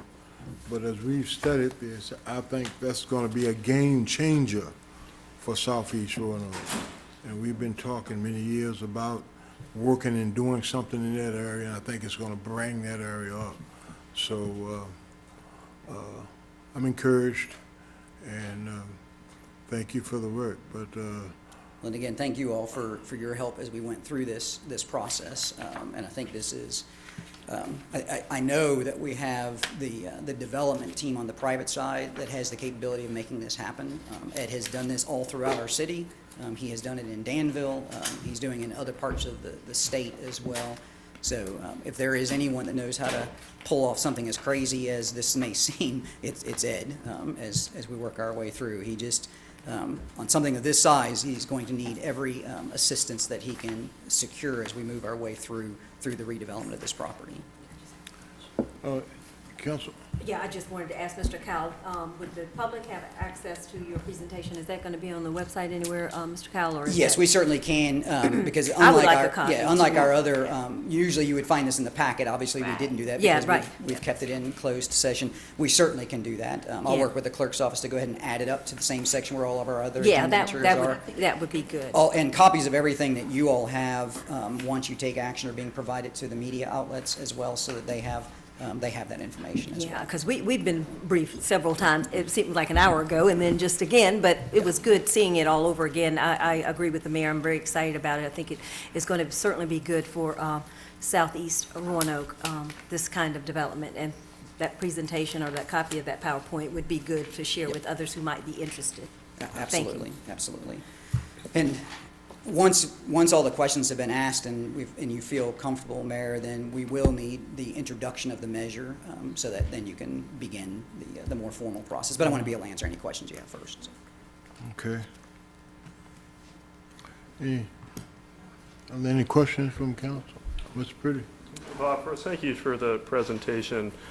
We received another slide deck prior and an additional thing. Are we going to receive another presentation from the developers themselves on this information? No, Or- so what you had before, in one of our earlier drafts, we had a kind of a PowerPoint version of the economic impact statement. What you currently have in the information you have is that same information, but it's in its final report form. Okay. And that also will be is available publicly as well. So could you just detail for the public, what are the future actions that council will take? But we saw that there'll be potential action tonight, and then there's binding action in here for our budget over the next 17 or so years. And then there's a market at year 12 where if $25 million isn't invested, that we'll have the ability, I guess, to back out of the tax rebate incentives. But what other opportunities will future councils have, and Sure. what fully does this bind them to? Yeah, thank you for that, because there actually is discussion in the agreement that also alludes to this. This piece that I'm about to share is not binding, but expected or anticipated. So let me start there, and then I'll back into what is binding. So as I mentioned in the briefing, we know that as we go through the master planning process, with 75 acres of property that currently has really no public infrastructure, in order to facilitate what is envisioned for the property, there's going to be a need for additional investments in infrastructure. Some of those will be private, some of those will be public investments. Ultimately, they'll all be public in the sense of public water lines, public sewer lines, public roads, those types of things. Those will likely be handled through our CIP process. Don't know the costs of those yet, obviously, because until the master planning process gets done. Also don't know the timing, because part of what you all will have to determine is what do you expect to see in terms of performance along the way for that to occur. None of that is binding, but it's certainly referred to in the document, because to realize the full vision, it's anticipated that that's going to be necessary. If I can contrast that, for example, with development on 9th Street, if you did new construction on 9th, probably does not require much of what I just shared. It's when you get inside the property that would be required. So those are future kind of anticipated costs that will have to be dealt with as we move forward. The things that are bound by the agreement are, as you mentioned, Of course, we have the $10 million that we're borrowing, that we will borrow as a city and make available to the Economic Development Authority. And if indeed Ed performs, which we all, of course, hope that he does, then the cost of that loan will be ours to bear. There's an annual cost, just like all of our debt service associated with that. We will likely finance this so that the first several years will be interest only, and then transition to another mechanism, which is what we have used with our capital projects as of recently. But there is a cost associated with that by signing the agreement, we are obligated to do as we work our way through those years. Typically, we issue 20-year debt, but pay it off sooner than that. So that gives a sense of kind of the timing that would be attached with that. Also, as mentioned, the property currently is generating about $100,000 in real estate taxes. Under this agreement, once it's executed and once Ed closes on the property, that will get rebated back to Ed to pay for some of the other costs that are going on in this regard. That will go on for as long as 17 years. Now, obviously, as this property gets redeveloped along the way, there's additional, as I mentioned, there's additional revenue that will be captured off of it as the transactions occur. So my simple example I've used is if we're helping Ed purchase this at $1 a square foot, and as individual developers come in and they're paying $3 a square foot, that $2 incremental increase in value, we're receiving the tax benefit off. Obviously, if you spread that out over the 75 acres, you start to double or triple what the $100,000 is, but that's going to take a very long time to be able to secure. So the cost to the city initially in that regard is that loss of that $100,000 of real estate tax revenue. Most of the other, those are the binding elements that are attached with this. Most of the other items, even use of the enterprise zone, fee waivers, those are all still subject to determination by the EDA as to whether or not whatever individual project there is meets that as well. Same as well that there is an anticipated additional incentive benefit that would go to the developers that actually, use my example, purchased a piece of that property and actually put a building on the ground. There would be a rebate of taxes, but again, in those instances, those are taxes that are not currently being generated. So those would be new taxes. Those new taxes would rebate it for a period of time. That's not in the agreement currently. That would be a subject that would ultimately be decided by council. But yes, so at its core, the cost to the council currently and as we go forward is the debt service, the annual debt service associated with the $10 million loan, as well as the loss of the $100,000 in the rebate on the property. Do you anticipate that they'll have any real impact on our capital improvement projects going forward? Not this phase. I do believe that when we move into the phase where we have to start looking at infrastructure in the property, those projects will indeed have to compete with whatever CIP we can afford at that time. So that will definitely ultimately have an impact. Estimating phase-wise, would that be in the next 9 years or sometime after that 12-year I think you'll marker? see it emerge in pieces. So I would expect in the first few years, you might start to see some of that and then really start to pick up as you approach that kind of 12-year time frame and stuff. So it will be some short-term costs, some I think will be much longer. Probably in this pure speculation and looking at the property, I would think that items necessary to deal with some of the flooding on the property would come first, would be my And then just as one final point, but one thing I'm not sure if I skipped over it while you're giving your presentation. Sure. What was noted is that there'll be no real estate tax from 2023 to 2040, but what will be the anticipated amount that we'll receive as a city once we get past that period in 2041?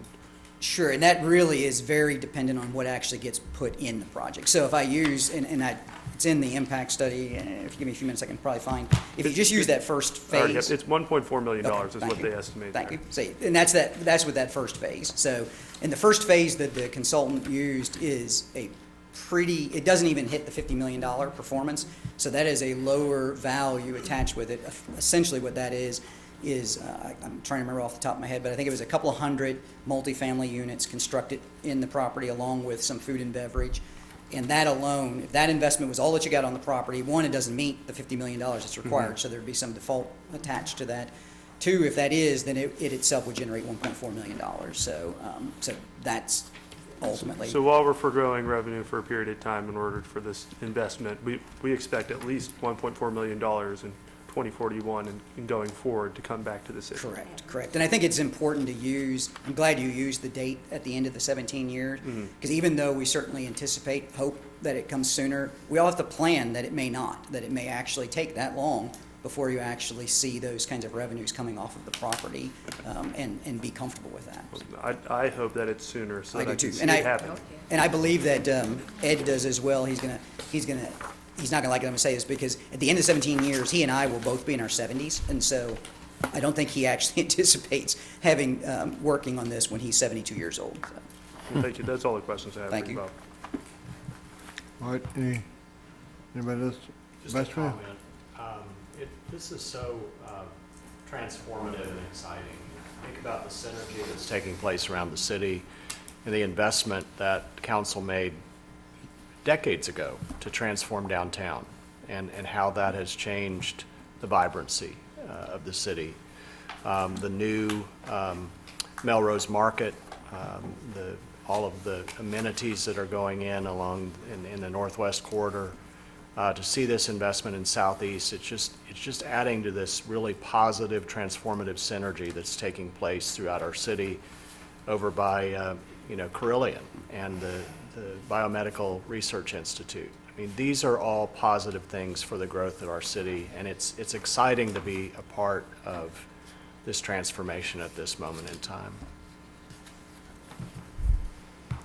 Anybody else, any comments, questions, discussion? Well, Mayor, if there are no other questions, then I think that we would need the clerk to actually introduce the measure, and then you all can talk further in response to the measure. We also need to move the So ordinance. you need a, I was gonna say, you need a motion to move the ordinance. Move the ordinance. And I'll second it.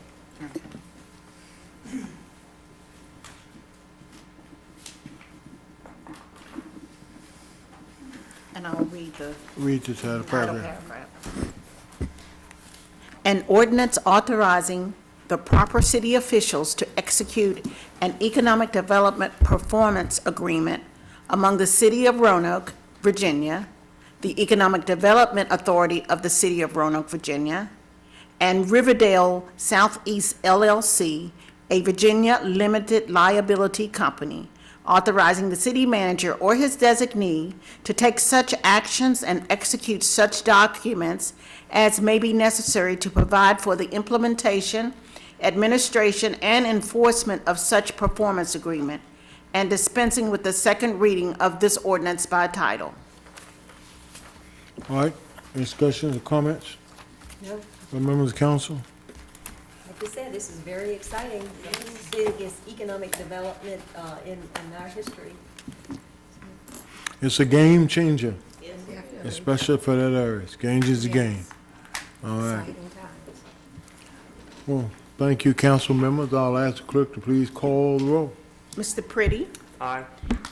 Vice Mayor Cobb? Ms. White Boyd? Aye. Mr. Volleson? Aye. Ms. Moon Reynolds? Aye. Ms. Sanchez Jones? Aye. And Mayor Lee. Let me say before I vote that, that this is gonna be out there, that people can follow. This is gonna be on social media, so it's nothing we're pushing. I see some of the looks on faces out there, but there, you can go in and read this and follow up on it. So aye, my vote is aye on that, Madam All Clerk. right, thank you. And does the ordinance pass? The ordinance passes. Thank you. Thank you, Madam ex-vice mayor. I got you. All right, we're now down to item 16-1. A request of, I'm gonna give you my best effort, Kawaja Holdings, LLC, to repeal and replace conditions proffered as part of a previous rezoning at 1919 10th Street Northwest, adopted through the enactment of ordinance number 41064022018, requires development in conformance with a development plan dated January 9th, 2018. Ben Crew, Blazer, and Associates Incorporated are the spokesperson. There is one measure, an ordinance. Move the ordinance. Second. Madam Clerk, can you read the title paragraph? An ordinance to amend conditions previously binding upon certain property conditionally zoned commercial general district and dispensing with the second reading of this ordinance by title. Thank you. The City Planning Commission recommends approval of this ordinance. Is Mr. Crew here? Yes, sir. I want to recognize you for any comments you have, or you can just respond to questions that my colleagues may have. You happy to respond to any questions? You want to respond to questions? Yes, sir. All right. Are there, let me first open the public hearing. And are there any people signed to speak on this, Madam Clerk? No, sir, I don't have anyone on this one. All right, well, I will close the public hearing and ask my colleagues if they have any comments, questions, and I'll go to Trish White Board, Councilwoman. Thank you, Mr. Mayor. I just have a comment for our listening audience. It's the Shell station on 10th Street, the new Shell station. Got chicken, all kinds of stuff there, but it's going to add a laundromat, just in case you're wondering what might be happening there, because you may not have gotten that information. I just wanted folks to know what was happening. That's it, Mr. Mayor. Thank you. Great place for a laundromat. Thank It is you. a great place for a laundromat. That's why I wanted our viewers and our listeners to hear that. It's a good area to put one in. It's a good area to put one in. Yes, it is. Much needed. All right, any other comments by members of council? It is a good place. We just cut the ribbon on that a few months back. Yeah, it was just, On 10th Street.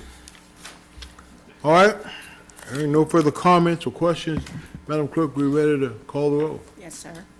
Mr. Pretty? Aye. Vice Mayor Cobb? Aye. Ms. White Boyd? Aye. Mr. Volleson? Aye. Ms. Moon Reynolds? Aye. Ms. Sanchez Jones? Aye. And Mayor Lee. Aye, and the ordinance passes. Thank you. Item number 2 is a request of OJP Rentals LLC to close by vacation an approximately 12-foot wide by 50-foot long portion of an alley between Colonial Avenue Southwest and the on-ramp to Route 220 with an approximate area of 600 plus square feet adjacent to official tax map numbers 128048 and 12804119. Eric Warren is a petitioner and spokesperson. There is an ordinance. Move the ordinance. Second. All right, Madam Clerk, could you please read the title paragraph? An ordinance permanently vacating, discontinuing, and closing a public right-of-way in the city of Roanoke located between Colonial Avenue Southwest and the on-ramp to Route 220, Roanoke, Virginia, as more particularly described hereinafter, and dispensing with the second reading of this ordinance by title. All right. The City Planning Commission also recommends approval of this ordinance. And Eric Warren, is Ms. Warren, this you? Thank you. Normally we ask if you want to make any opening comments, you can, or you can just be available to respond to questions or comments from council. Okay, all right, thank you. At this time, I'm going to open the public hearing. And Madam Clerk, are there any people signed up to speak? No, sir. All right. So there are no citizens wishing to be heard. I'm going to close the public hearing and ask my colleagues if they have any questions or comments. Yes, sir, Mr. Purdy, and then I'll go to Ms. Moon Reynolds. Mr. I'm sorry, Boston. Mr. Boston. I'm sorry. I'm getting used to it. I just had a comment on this. This is the old Roanoke restaurant location, and this, vacation of this alley will help us, or will help the person who's selling that property to hopefully get another restaurant in that area. As the son of a restaurant owner, who had a restaurant for 40 years. I know how much we all loved the Roanoker, and thank that family for how much they have put into our community. And so I'm glad that we're able to do this little part to help them sell that property and hopefully turn it into something new. Well, thank you, Mr. Balsam. All right. All right. I have no questions. He asked, commented on it, and I was just going to say it was the former of the Roanoke site that Okay. they were looking to work on. Any other comments by members of council? All right, hearing none. Madam Clerk, we're ready to call the roll. All right. Mr. Pretty? Aye. Vice Mayor Cobb? Aye. Ms. White Boyd? Aye. Mr. Volleson? Aye. Ms. Moon Reynolds? Aye. Ms. Sanchez Jones? Aye. And Mayor Lee. Aye, and the ordinance passes. Thank you. Thank you, Ms. Warren. All right.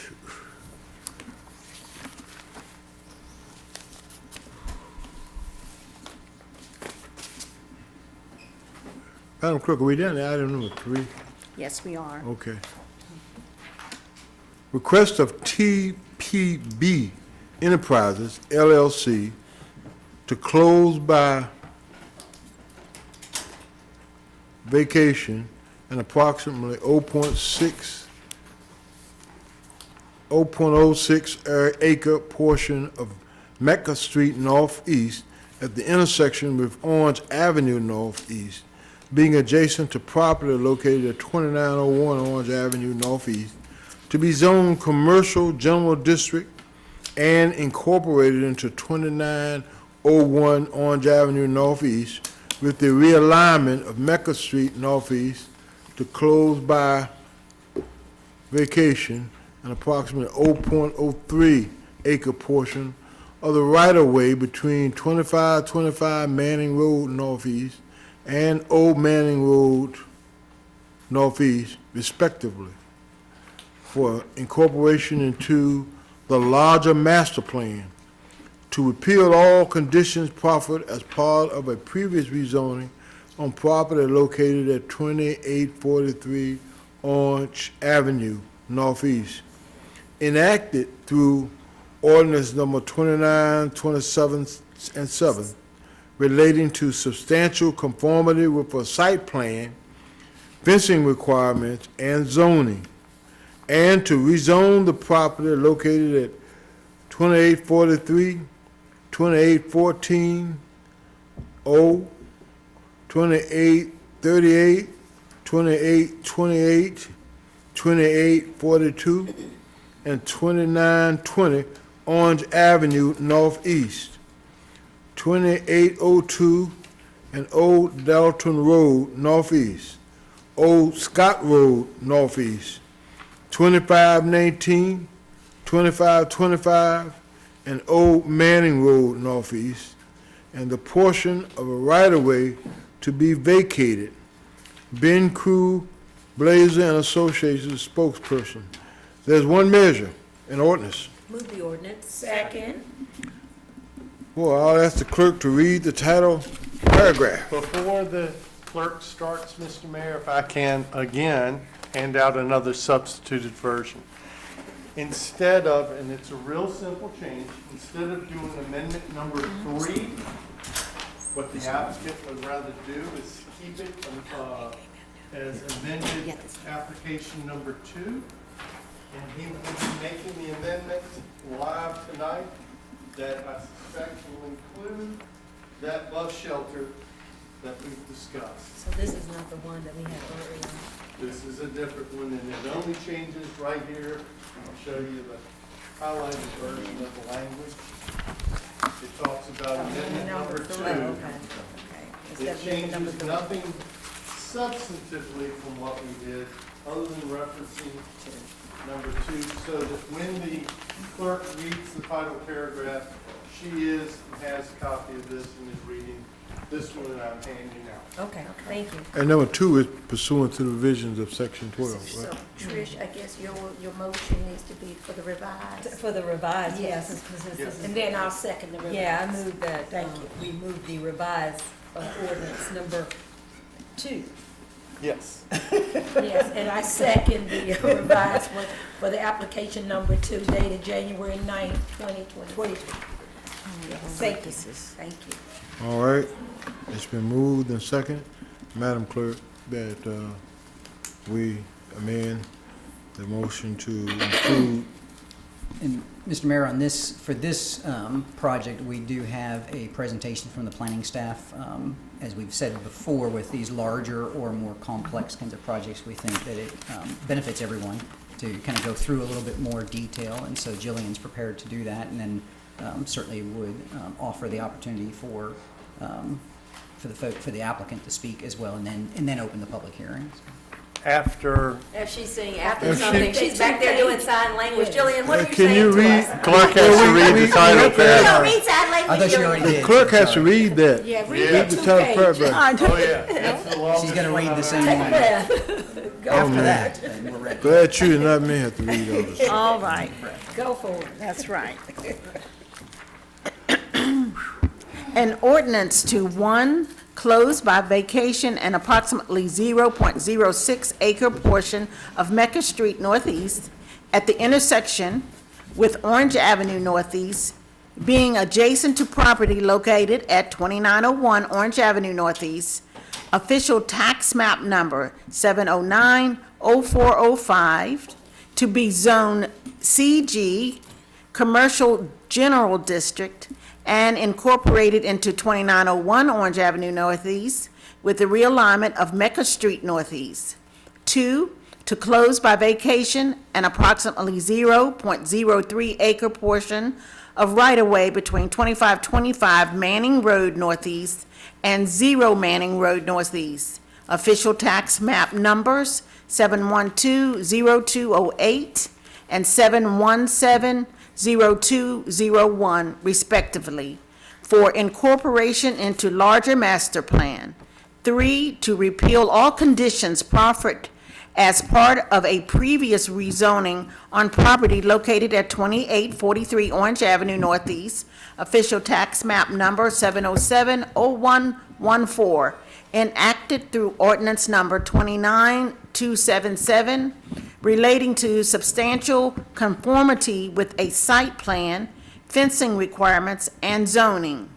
And 4, to rezone the property located at 2843, 2814, 0, 2838, 2828, 2842, and 2920 Orange Avenue Northeast, 2802 and 0 Dalton Road Northeast, 0 Scott Road Northeast, 2519, 2525, and 0 Manning Road Northeast, and portion of right-of-way to be vacated between official tax map numbers 7120208 and 7170201, bearing official tax map numbers 7070114, 7130104, 7130105, 7130106, 7130107,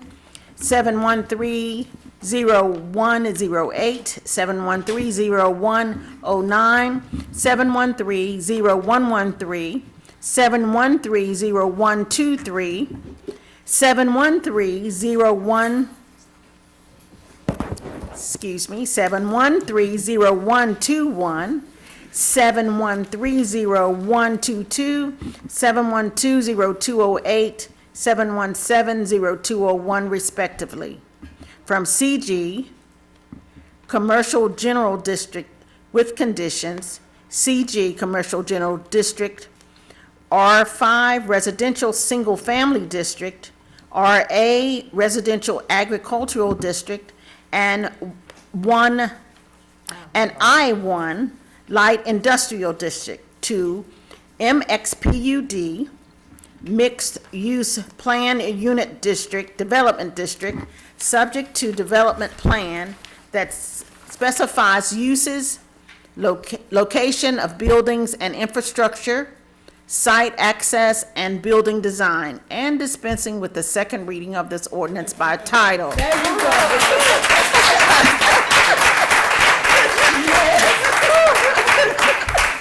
Do you need some order? I need Madam- more order. Madam Clerk, That's no, I haven't. I apologize. There's got to be a better way Yeah, to man. do this. But anyway, I think you need to read that one more time. No, so we would understand what it is. all right. The City Planning Commission recommends approval of this matter, and I will recognize Mr. Crew at this time for any comments he'd like to have regarding this. Should have had the city clerk under presentations and acknowledgements this evening. That was well done, thank you. Good evening, Mayor Lee, Vice Mayor Cobb, members of City Council. I'm Ben Crew, landscape architect with Balzer and Associates. Excited to be here with you all this evening. My comments are brief because I'd like to introduce Daniel Cyrus with TPB Enterprises and their investment in the city of Roanoke this evening. So I'm going to let him share some details, and then we'll be happy to answer any questions that you all have. Thank you. Daniel.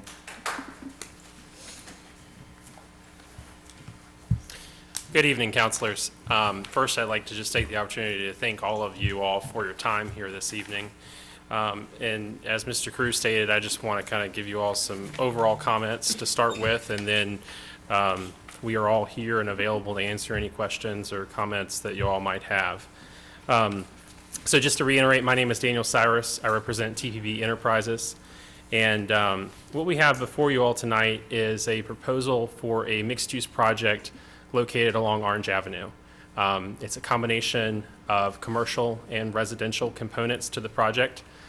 Commercial components along the Orange Avenue corridor on both sides of Orange Avenue, actually, as well as a residential component comprised of 768 multifamily units. In addition to that, there's a lot of public work that we are doing at our own expense that we feel like is going to benefit the entire community. And we've had a lot of conversations about that, and I'll get into that a little bit more as we go further into this. So to talk a little bit more about the project itself, as I said, it's 768 units. They're market rate units. And that'll take place over 2 phases with regard to the residential component. Those are made up over 16 different buildings, and they'll be delivered in what we call a rolling delivery, which means basically building by building they'll be delivered. The commercial space consists of 5.7 acres, and we, in our other projects and other localities, we've worked with various different national tenants and strong regional tenants, and we anticipate, if we're successful here tonight, to do that here as well. To talk a little bit about some of those public-private improvements that I mentioned earlier, there's several of those to talk about. So this project actually has a regional stormwater detention basin that's in the middle of the property right now. And so we've entered into an agreement with the city to purchase that property from the city for its market value. And in addition to that, that's a pond that services the existing industrial area there now that has been in need of quite an extensive amount of maintenance for a number of years. Unfortunately, the city has had certainly other priorities than maintaining that, which is understandable. So in conjunction with this project, what we propose to do is to make those necessary upgrades with regards to the pond at our own expense as the developer, no expense to the city. And furthermore, we've also proposed to maintain that pond and also enlarge it as a benefit to our project. So it's really a win-win, in my opinion, for both parties.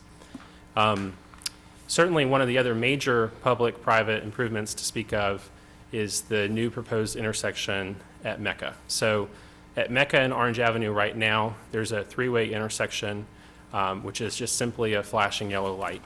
So we're proposing a new 4-way intersection, which would involve realigning Mecca and actually straightening Mecca out to be perpendicular to, perpendicular to Orange Avenue. So as part of that, that's actually part of a VDOT Smart Scale project that has been on the docket for some number of years, but does not have funding. So again, that's another public-private partnership where we would actually be more or less enacting that Smart Scale project, which several of those has happened along the Orange Avenue corridor to continue to try to create more efficiency through there. We've spoken with a lot of people on Mecca, particularly the new church that's there, the new senior living facility that's there, the fire department. They're all very excited about that as far as being able to have much improved access to Orange Avenue. In addition to that, part of the very long dissertation of things that we are doing is right-of-way dedication.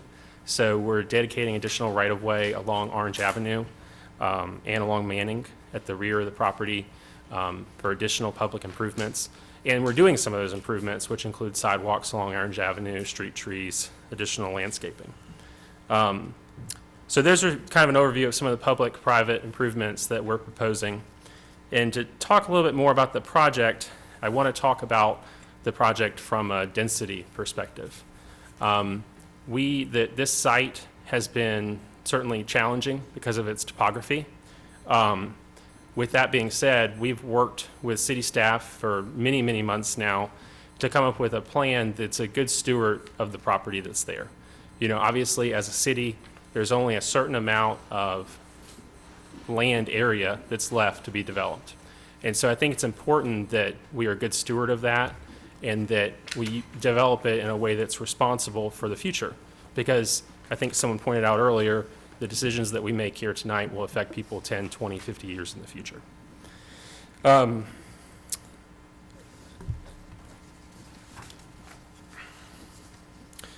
With that said, just a few other brief comments, and then we'll answer any questions that anyone may have. As you all have seen in the staff report, this was recommended unanimously for approval by Planning Commission. It's also been recommended for approval by city staff. And just to touch on some of those highlights of some of the things that the project offers that are in keeping with the city plan, City 2040 plan, include a wider range of housing options, higher density development, as we discussed, appropriate development for the area, pedestrian accommodations, multimodal connections, right-of-way improvements, so on and so forth. And there's many more of those to name. I do want to take a moment to touch on the amended application that you all have in front of you. We have gone through quite an extensive process to stand before you all tonight. And so that's included neighborhood information meetings, that's included numerous meetings and numerous work sessions with Planning Commission, numerous meetings and work sessions with city staff to get to where we are. So we have worked very hard to respond to all of those changes and concerns with neighbors and city staff and city representatives. So one of those concerns that came forth very recently was access to multimodal transportation, bus transportation. So with that being said, we are fortunate that we have confirmed that this project is currently on the city bus line. There's a bus stop actually currently directly in front of this project, but what that amended application puts before you all tonight is simply another small public-private partnership that we are proposing, which is the construction of a bus shelter along Orange Avenue through there at that existing bus station. Right now there is a bus stop, but no bus shelter or anything like that to speak of. So with that, I'll welcome any questions that you all might have. Thank you. All right, before I open the public hearing, I got a question for the Planning Commission. Why is it that we do not get, or at least I do not get the vote of the Planning Commission? It just says approved by the Planning Commission, but it doesn't give unanimous or 5-2. I kind of like to know those numbers there if they come. And I noticed in the last couple of, pardon me? It's in the report. It's in the report under staff recommendation. What, the number, where is it? Oh, it may be not on yours. It may not be on your script, Mayor, but it's in the council report. Oh, I like to be on the script. And that's, that goes over there to her. Susie. Yeah. Yeah. Okay, put that on there, because I don't see it when I read my script. If that's the all. way you want it, we can do that. Okay, that's fine. I heard him say unanimous, and when you said unanimous, I looked for that, and I didn't see it on what I have. That's all. I just want to make sure that it's just a part that piece they can put on there. I liked it, because we did get that. I think a couple of meetings ago, it seemingly stopped I when think we it just did that. got omitted. Yeah, there It's was just one probably member oversight absent, one there. commissioner absent, so it was 6 omitted. On this one, I'm fine. But my point was, it needs to be on the script and everything that we're doing on that, that's all. Okay. We can do that. And Thank Mayor, you. if Jillian is able to run through a portion of the presentation, then open the public hearing as well, so after. All right. Admittedly, some of my thunder was stolen by the applicant, but I'm pleased to have the opportunity to address you, Mr. Mayor, and members of council. Jillian Papamore, Acting Director of Planning, Building, and Development. I'm also pleased to be joined by city staff who have been collaborating with the applicant on this project. Our project manager, Catherine Gray, she is a licensed architect. She's a licensed city planner, as well as licensed in lead AP. And she was recently, I'm proud to announce, elected in as Planning Commission agent. So we're also joined by members of transportation, and will be available with any questions you may have. But here to offer both Planning Commission's findings and city staff recommendations regarding this three-part proposal. And let me just roll through the other applications which we were prepared to address. Again, this is a three-part request, as was mentioned and summarized succinctly by the city clerk as well as the applicant. This is a repeal of proffers, existing proffers on property, a vacation of right-of-way, as well as a rezoning to a mixed-use plan unit development. I won't reiterate the subject properties that we're talking about. But again, this is a proposal for a mixed-use development on approximately 57 acres along Orange Avenue, and proposes multifamily residential in the rear of the property. There's your vote of 6-0, unanimously approved for, recommended for approval of Planning Commission. And the finding of the Planning Commission is that this application is consistent with the general principles within the city's comprehensive plan, that's City Plan 2040, as well as the relevant neighborhood plan, which is the Hollands Wildwood Area Plan and the zoning ordinance itself, and we'll get into further detail as to how it aligns. The subject property will be developed in a use that's appropriate with the surrounding area as it bisects both single-family residential as well as, and provides a transition to industrial uses. We will take our staff findings in three category areas. First and foremost on everyone's minds is how this contributes to the housing system here in the city of Roanoke, what it means for transportation, and then how does this development respond in appropriately to harmony with nature and is grounded in our principles within City Plan 2040. First and foremost, what this application does is propose 768 dwelling units. While it does not offer explicitly low to moderate income housing, it simply addresses the housing supply. We have a acute deficit of housing here in the city, approaching 4,000 dwelling units, up to 3 studies that we've found here in the city of Roanoke. And so adding 768 dwelling units, even if they're market rate, begins to address that supply. It is our professional opinion that there is no conflict with the existing land uses and that higher densities of housing are appropriate near commercial corridors such as Orange Avenue. Again, the introduction of the multifamily use within apartment buildings introduces another choice when it comes to housing options and is close in proximity to commercial areas and helps to respond to this overarching city policy to build more inclusive neighborhoods. The proposal itself, in terms of its form, is responsive to the overall character while forming a gradual transition to single-family zoning that it borders, and addresses the industrial area through appropriate placement of buildings, is responsive in terms of scale, massing, and detailing within the built form. And we have renderings at the back of the presentation should you want to reference those.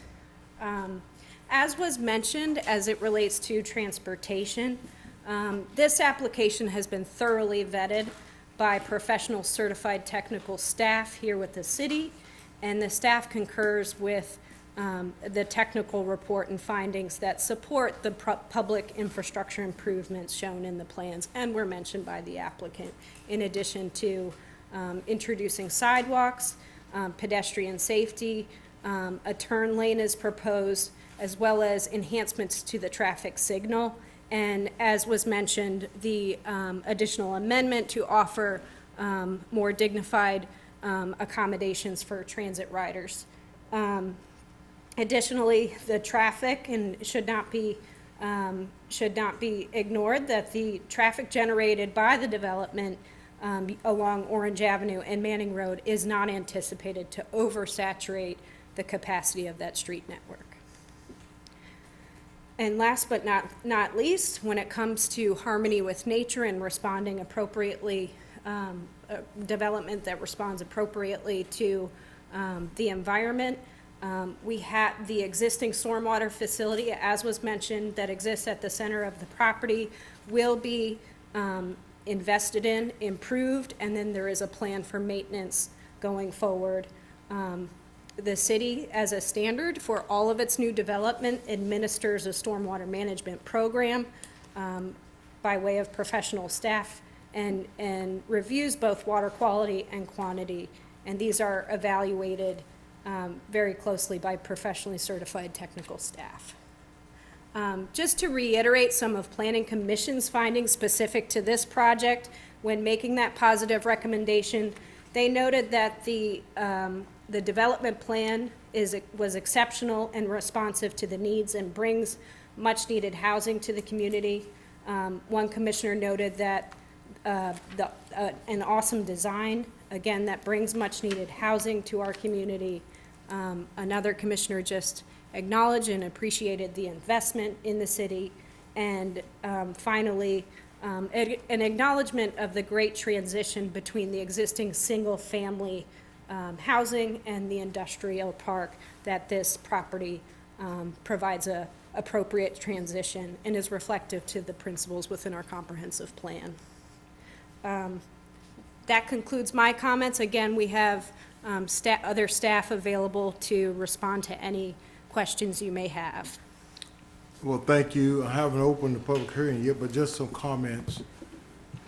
I heard stated market rate units are at market rates. What are the market rates? I'll defer to the applicant to answer that question. Sure, thank you for the question. So our units are a mix of 1, 2, and 3-bedroom units. Right. And the rates for the 1-bedroom units start at $1,100 a month, and then 3 bedrooms range up to $1,800 a month. So those are in line with other similar properties throughout the Roanoke area. Thank you, thank you. I'm gonna come right down to you, but I wanna follow up on something, because, you know, we talk about affordable housing here. Affordable housing. And we've got to do a better job of finding that. And I mean, it's just, you know, we're getting a lot of units coming on, but the certain people in the communities you run into can't afford it. And I think council, we have to make sure we get that message out in terms of affordable housing. I mean, it's gonna be inclusive, yeah. I'll let you have your comments. You all go down the line. Let me open the public hearing. Are there any citizens wishing to be here? Yes, sir. Go ahead. There are 3. Okay, Annette Lewis, all right, Chris Kraft, all right. and followed by Frida Cathcart. Please come in that order.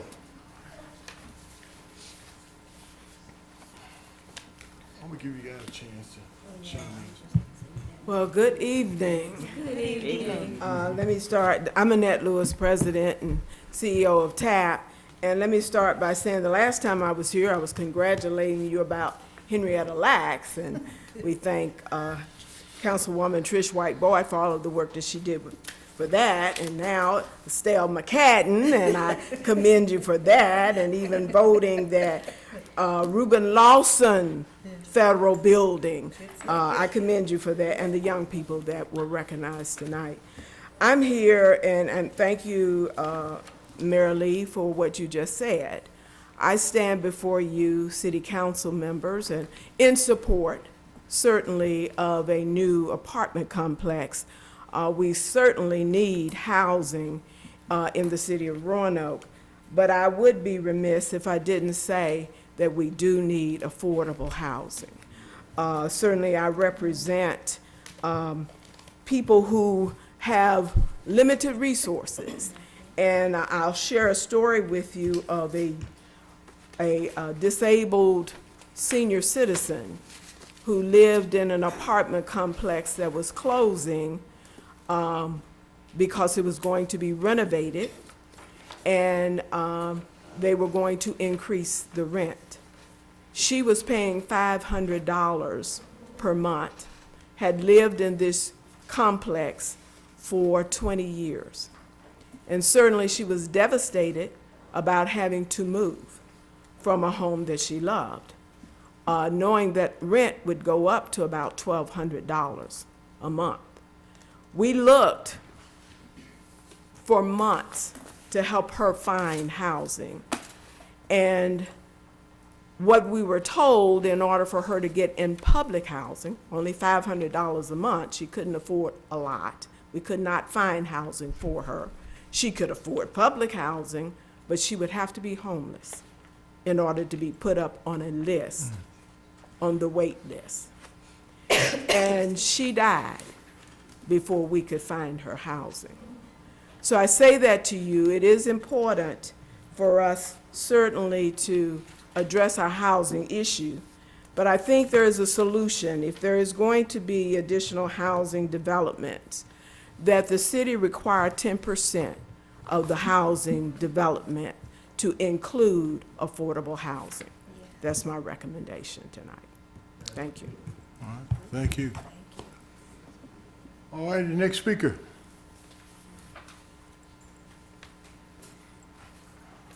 Welcome, Mr. Kraft. Good evening, Mayor Lee, members of council. My name is Chris Kraft. I am the president of the Wildwood Civic League. Before I get started, I would like to recognize publicly, if I can, a member of the city staff. Catherine Gray. Every time something comes to my neighborhood, they always come to me first. And I asked the developer, I said, what made you come to me?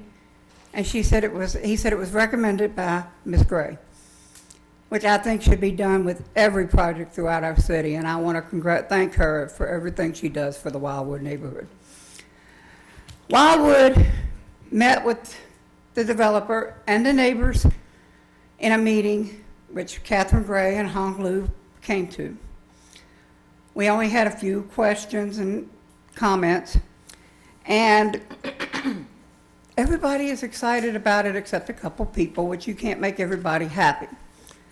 But there's one thing that's on the updated version of the plan that our city is shoving down our throats.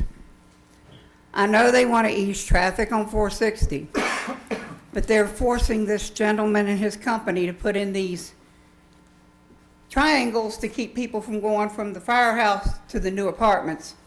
They have to make a right, make a left, make a right to get into them, which is a waste of gas and more emissions into the air.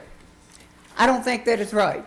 We don't need to be putting anything else on these streets until VDOT and the city sit down with the neighbors and the businesses and tell them what's happening, what they recommend, and get their feedback.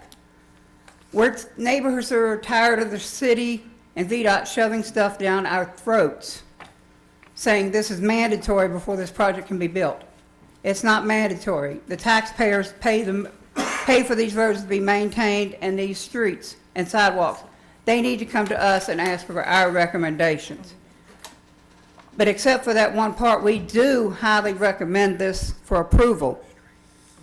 And as one elderly neighbor at Ridgefield put it to me today, she said, I don't want those cement things in the road, because I want the fire department to be able to go straight across in case those apartments were to burn up. If they have to make the U-turn to get in there, those apartments could burn down before they get across the street. I think it's a waste of taxpayer dollars, and they need to wait to put anything like that on 460 until they meet with the neighbors and the businesses, because I had several businesses that are saying they're going to leave the city if those triangles are put at every intersection like the city and VDOT want to do.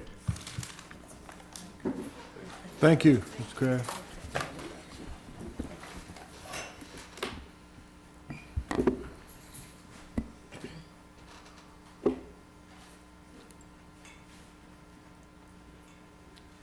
Ms. Cathcart, you're next.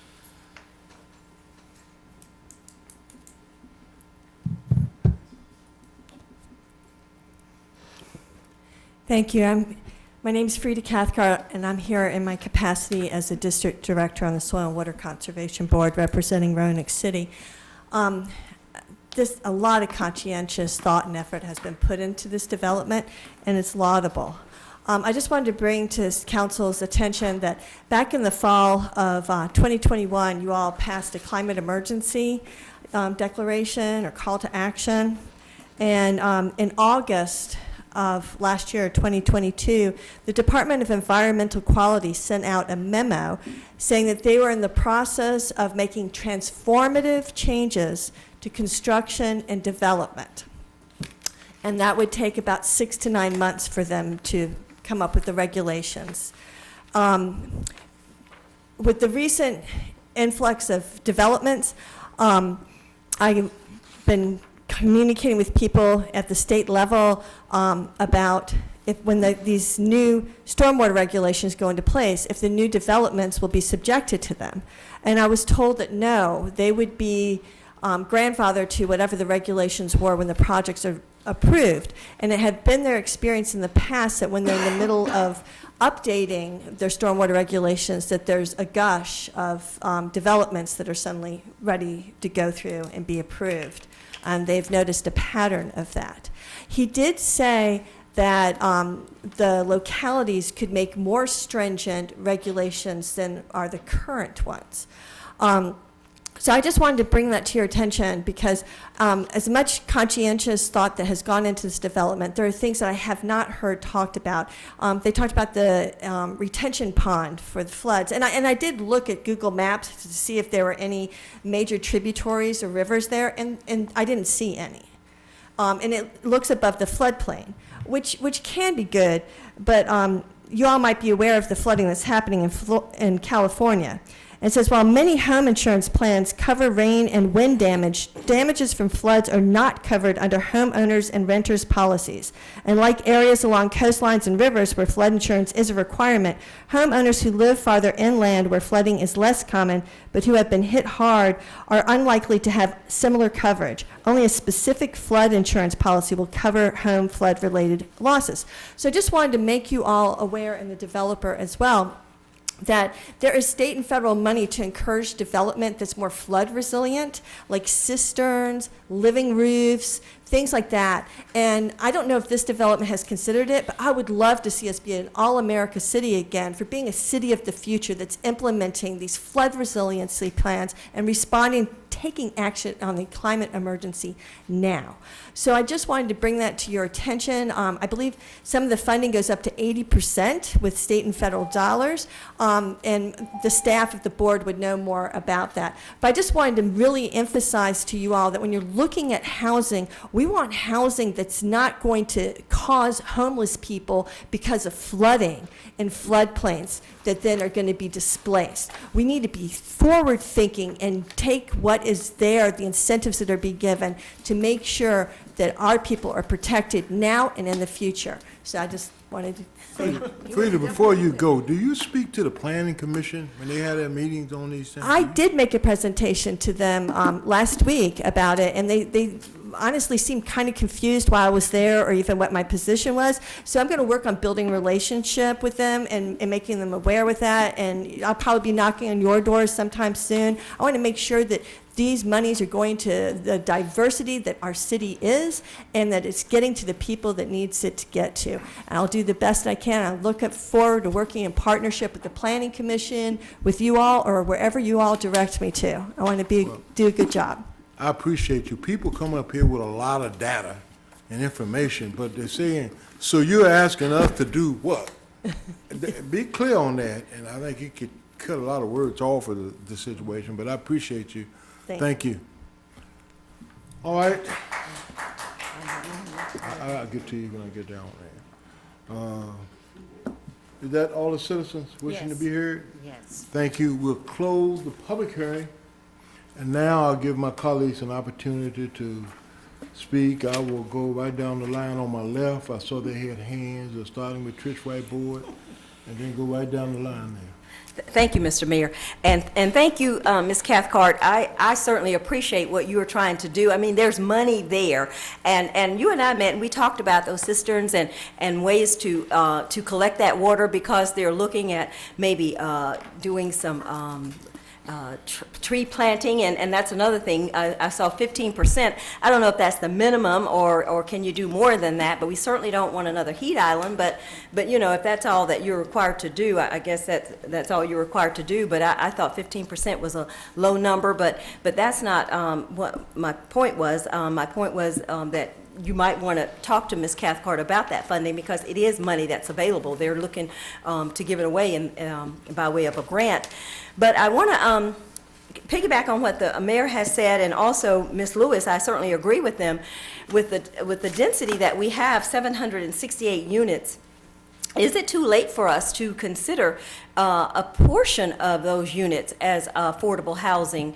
I know that a lot of times we don't get involved if it doesn't have to be rezoned. We never even see it, like the one on Hirschberger. We never knew anything about it until it was up and coming, because it was already zoned for that use. But you know, I would like to see some units be affordable, and you know, if 10% is not doable, but whatever the applicant thinks is reasonable to help us with our affordable housing piece. Now, I do agree, we do need housing, and I'm certainly excited about the housing. 768 units is a lot of units.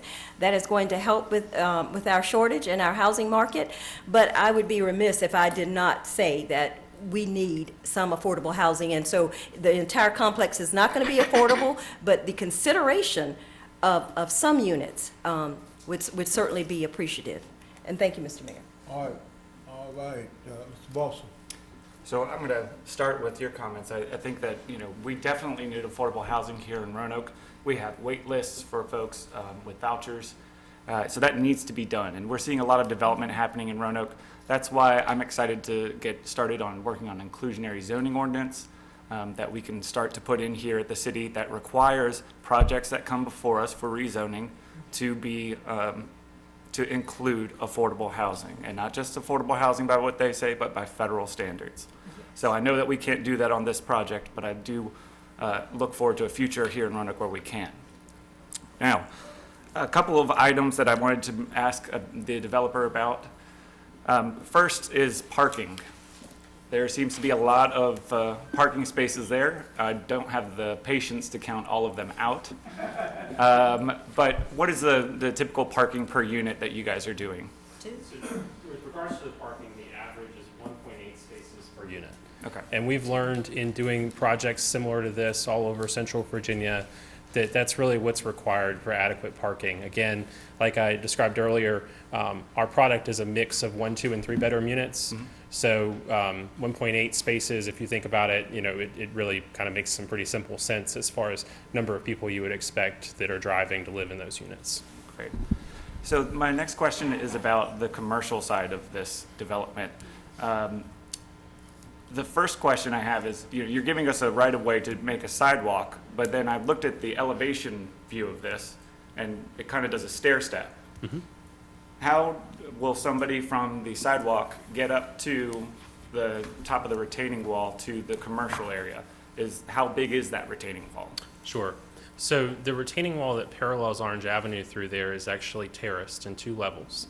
And the idea behind that is to create a pedestrian scale behind the retaining wall. But the overall height of the wall at its highest point is about 15 feet. And again, that's the reason for terracing it, in order to try to limit the visual impact of that. As far as pedestrian conductivity from Orange Avenue into the commercial development and as well into the entire residential development throughout, there's also sidewalks that are included throughout all of the private roadways through there and throughout that private road network. So yes, we're putting sidewalks along Orange Avenue. There'll be additional sidewalks which will be private, that'll be internal to the development, that will intersect the public sidewalk at the entrance. People will be able to walk from there to commercial as well as to the residential component of the project. Okay. And with that commercial, I see that you have it broken down on the north side into 3 parcels. So are we only looking at 3 standalone businesses? Is that what the current layout is? That's how we've currently shown it, and that's part of the beauty of the mixed PUD, right? Is that we've set up development standards that are in accordance with visually what is desired along the Orange Avenue corridor, as well as what's desired from many different other impact areas. And so those development standards are what governs what happens on those parcels through there. That's something that often with commercial development, until we are at a point with a project to where we have a clearer direction on how things will proceed from a timeline perspective, it's really not possible to say this is exactly what's going to be there. But I think it's important to note and understand that overall with the proposal that, what you see in those building renderings for the residential component, those are proffered. That's what the buildings are proposed to look like and will look like if they're approved. And, that's also true for the development as a whole. And those standards that you see in those buildings are carried through in the commercial, and that's where those development standards come from. Well, some of our design principles here in the city is to not look like a suburban area. Mm-hmm. And that is what I believe this project looks like. I could go to Roanoke County to Pebble Creek and see a very similar layout, minus the commercial. If it was commercial with residential on top of it, a true mixed-use building, I think that's more of what we would like to see here in the valley. I know that, that may not be the perfect thing for that site because of different geological issues with the grading, but I mean, that could put more units onto this, what could have made more money for you guys, but also had more ability to put affordable housing in and also make it a more walkable community. One of the things we really like to see. Sure, yeah, and so we worked hard on the urban landscape with regards to this with staff. And particularly, I think you can see that in phase 1. Again, like you mentioned, the topography throughout the site makes it extremely challenging to do that, quite frankly. But you can see, we tried to create a pedestrian-friendly environment from both a walkability perspective as well as a scale perspective. We've also tried to create an environment that feels urban. And so you can certainly see that in phase 1, the buildings are pulled up close to the street, the parking lots are hidden behind the buildings. So driving through there, I think that does have quite an urban feel and an urban walkability as well. Obviously, having that retention pond in the middle of the project also creates a big challenge for how you kind of transition that. But again, we've tried to maintain that, including roundabouts, loop roads, all of that, to try to provide accommodations for that as best as is possible with the property that's there. I would say, yes, your phase 1 is very much more urban. Phase 2 is very much more suburban. Mm-hmm. And that's where I would have liked to have seen a little bit more done with, instead of doing a loop all the way around, having street grids. That's another part of our design principles that we ask for, instead of looping roads. So, just those types of things we'd love to see in future projects, because I know that TPB, hopefully this isn't the only project that y'all do here in the city.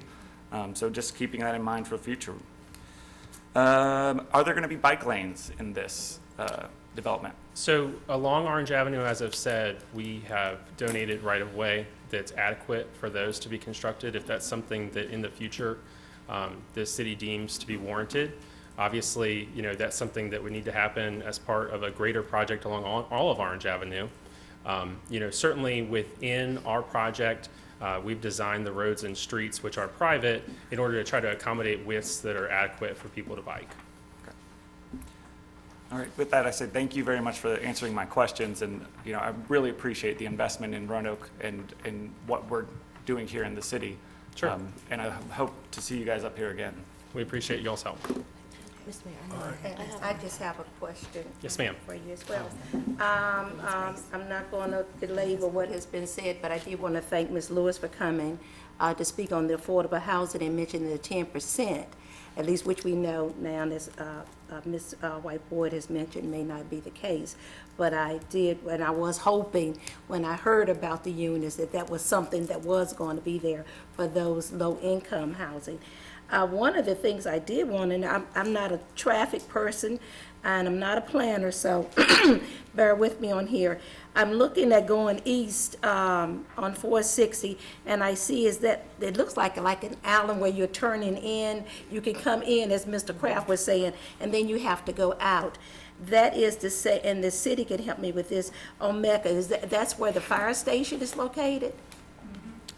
Right, and so if the fire station, or if they get a call, if there's an emergency for fire EMS to go out, they can no longer go straight across and go west. They have to veer to the right and continue down east and turn around and come back. Is that correct? Is that my understanding? So I'm happy to. Am I missing something here? Well, I don't think you're necessarily missing something. I'm happy to turn this over to staff if you'd rather hear from them on that. But I will say that the intent of that intersection is in order to allow traffic on Orange Avenue to flow as freely as possible. And so with that, the straight across movements are what in a typical intersection take up the majority of the time. And so that's where that intersection design comes from, is to try to alleviate some of those things. So like anything in life, you have pros and you have cons to everything, right?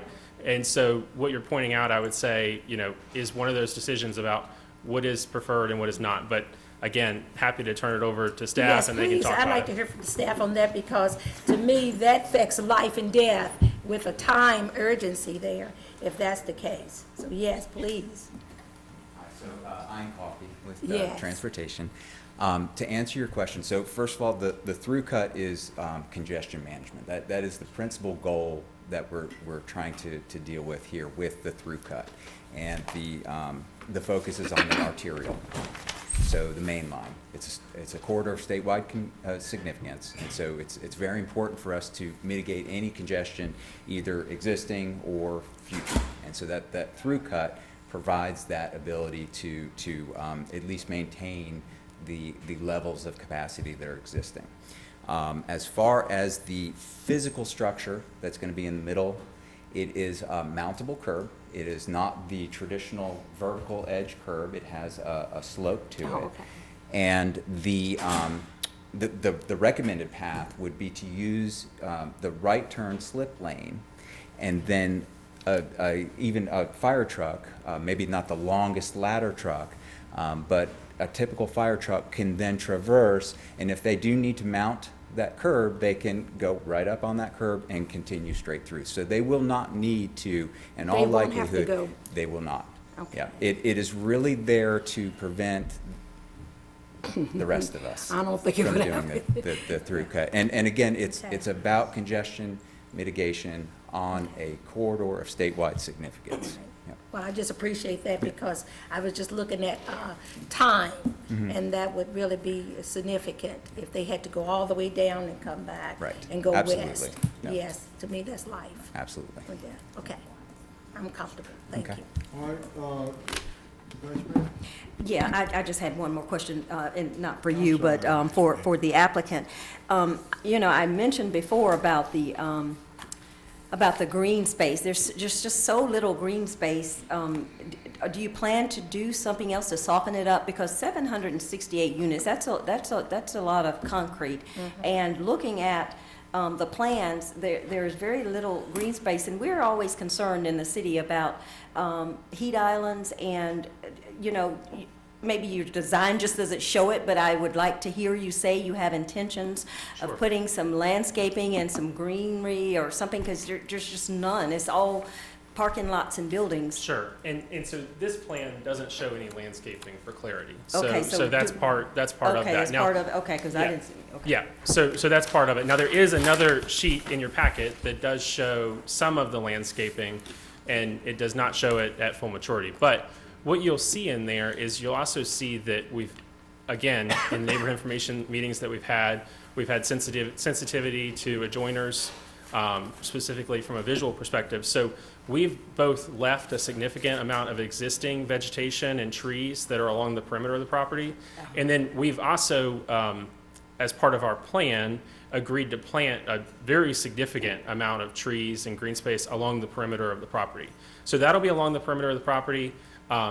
Also within the property, there's street trees and landscaping that are throughout the entire project. So there's actually quite a bit of landscaping that's associated with the project. Okay, I see some now coming along the streets. Yes, And ma'am. so I would recommend you actually talk to Ms. Cathcart, because there is funding and grants to help, retain that water, to create, even more green space. So Sure. anyway, I just didn't see it on there, but. Yeah, and we would welcome that discussion with her. That's what I'm seeing right there. Thank you. All right, I'm going down the line here now. Can we just do one follow-up really quick on the intersection? Yes, sir, real quick now. Yeah, why is there no way to get across the street? I mean, this project has parcels on both sides of the road. So technically, I could want to go from my residence to the other side of the road to something that's on that side. But I'd have to, again, do like Mr. Kraft is saying, go around and around. Why is there no straight line on either side of Mecca to go to the other side? Would you like me to answer, or would you? I'd like the transportation, sorry. To mitigate congestion. Yeah. I know it's to mitigate congestion, but that just doesn't make a lot of sense in my mind. Yeah, there is actually a crossing there, and it's a little different than what you're, let's see if I can see. And maybe we don't have it. Because I've got all these little printouts and I Yeah, don't see it. And I was looking. That kind of shows it. So there is a crossing here. That island, that is the through-cut island, is also a refuge island. And so it offers an intermediary position for a pedestrian to cross. I will clarify. I meant cars. Cars.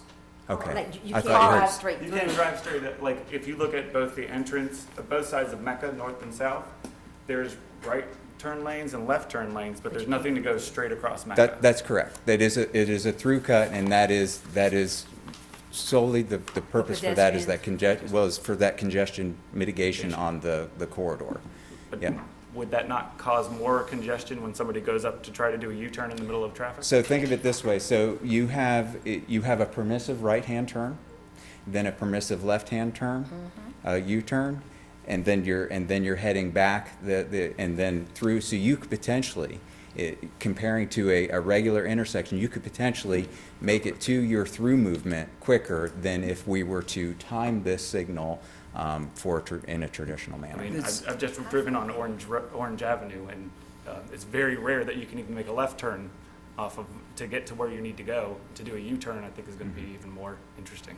Yeah, it's the same, this is the same approach that is being taken actually most recently is in the county, actually, by where Lowe's and Home Depot are, for example. Route 220. If you're sitting in there and crossing you will not be able to cross between those two. You're going to have to go up and actually make a right turn into one of those project areas, and it is exclusively to be able to move traffic It's through mainly to move on traffic. those main arterials. That's That the hasn't main- happened yet. accommodate. That's going to happen. That has not happened yet, correct. But that is a part of their 220 projects that Yeah, they're I doing see what there. you're talking about. That makes sense. Thank you. Yep. And did you have a question about the pedestrians crossing? Now, I know there's a pedestrian crosswalk. They move with the left turns. Gotcha. I Yep. figured there was something in the signal that. Yeah, absolutely. Yeah.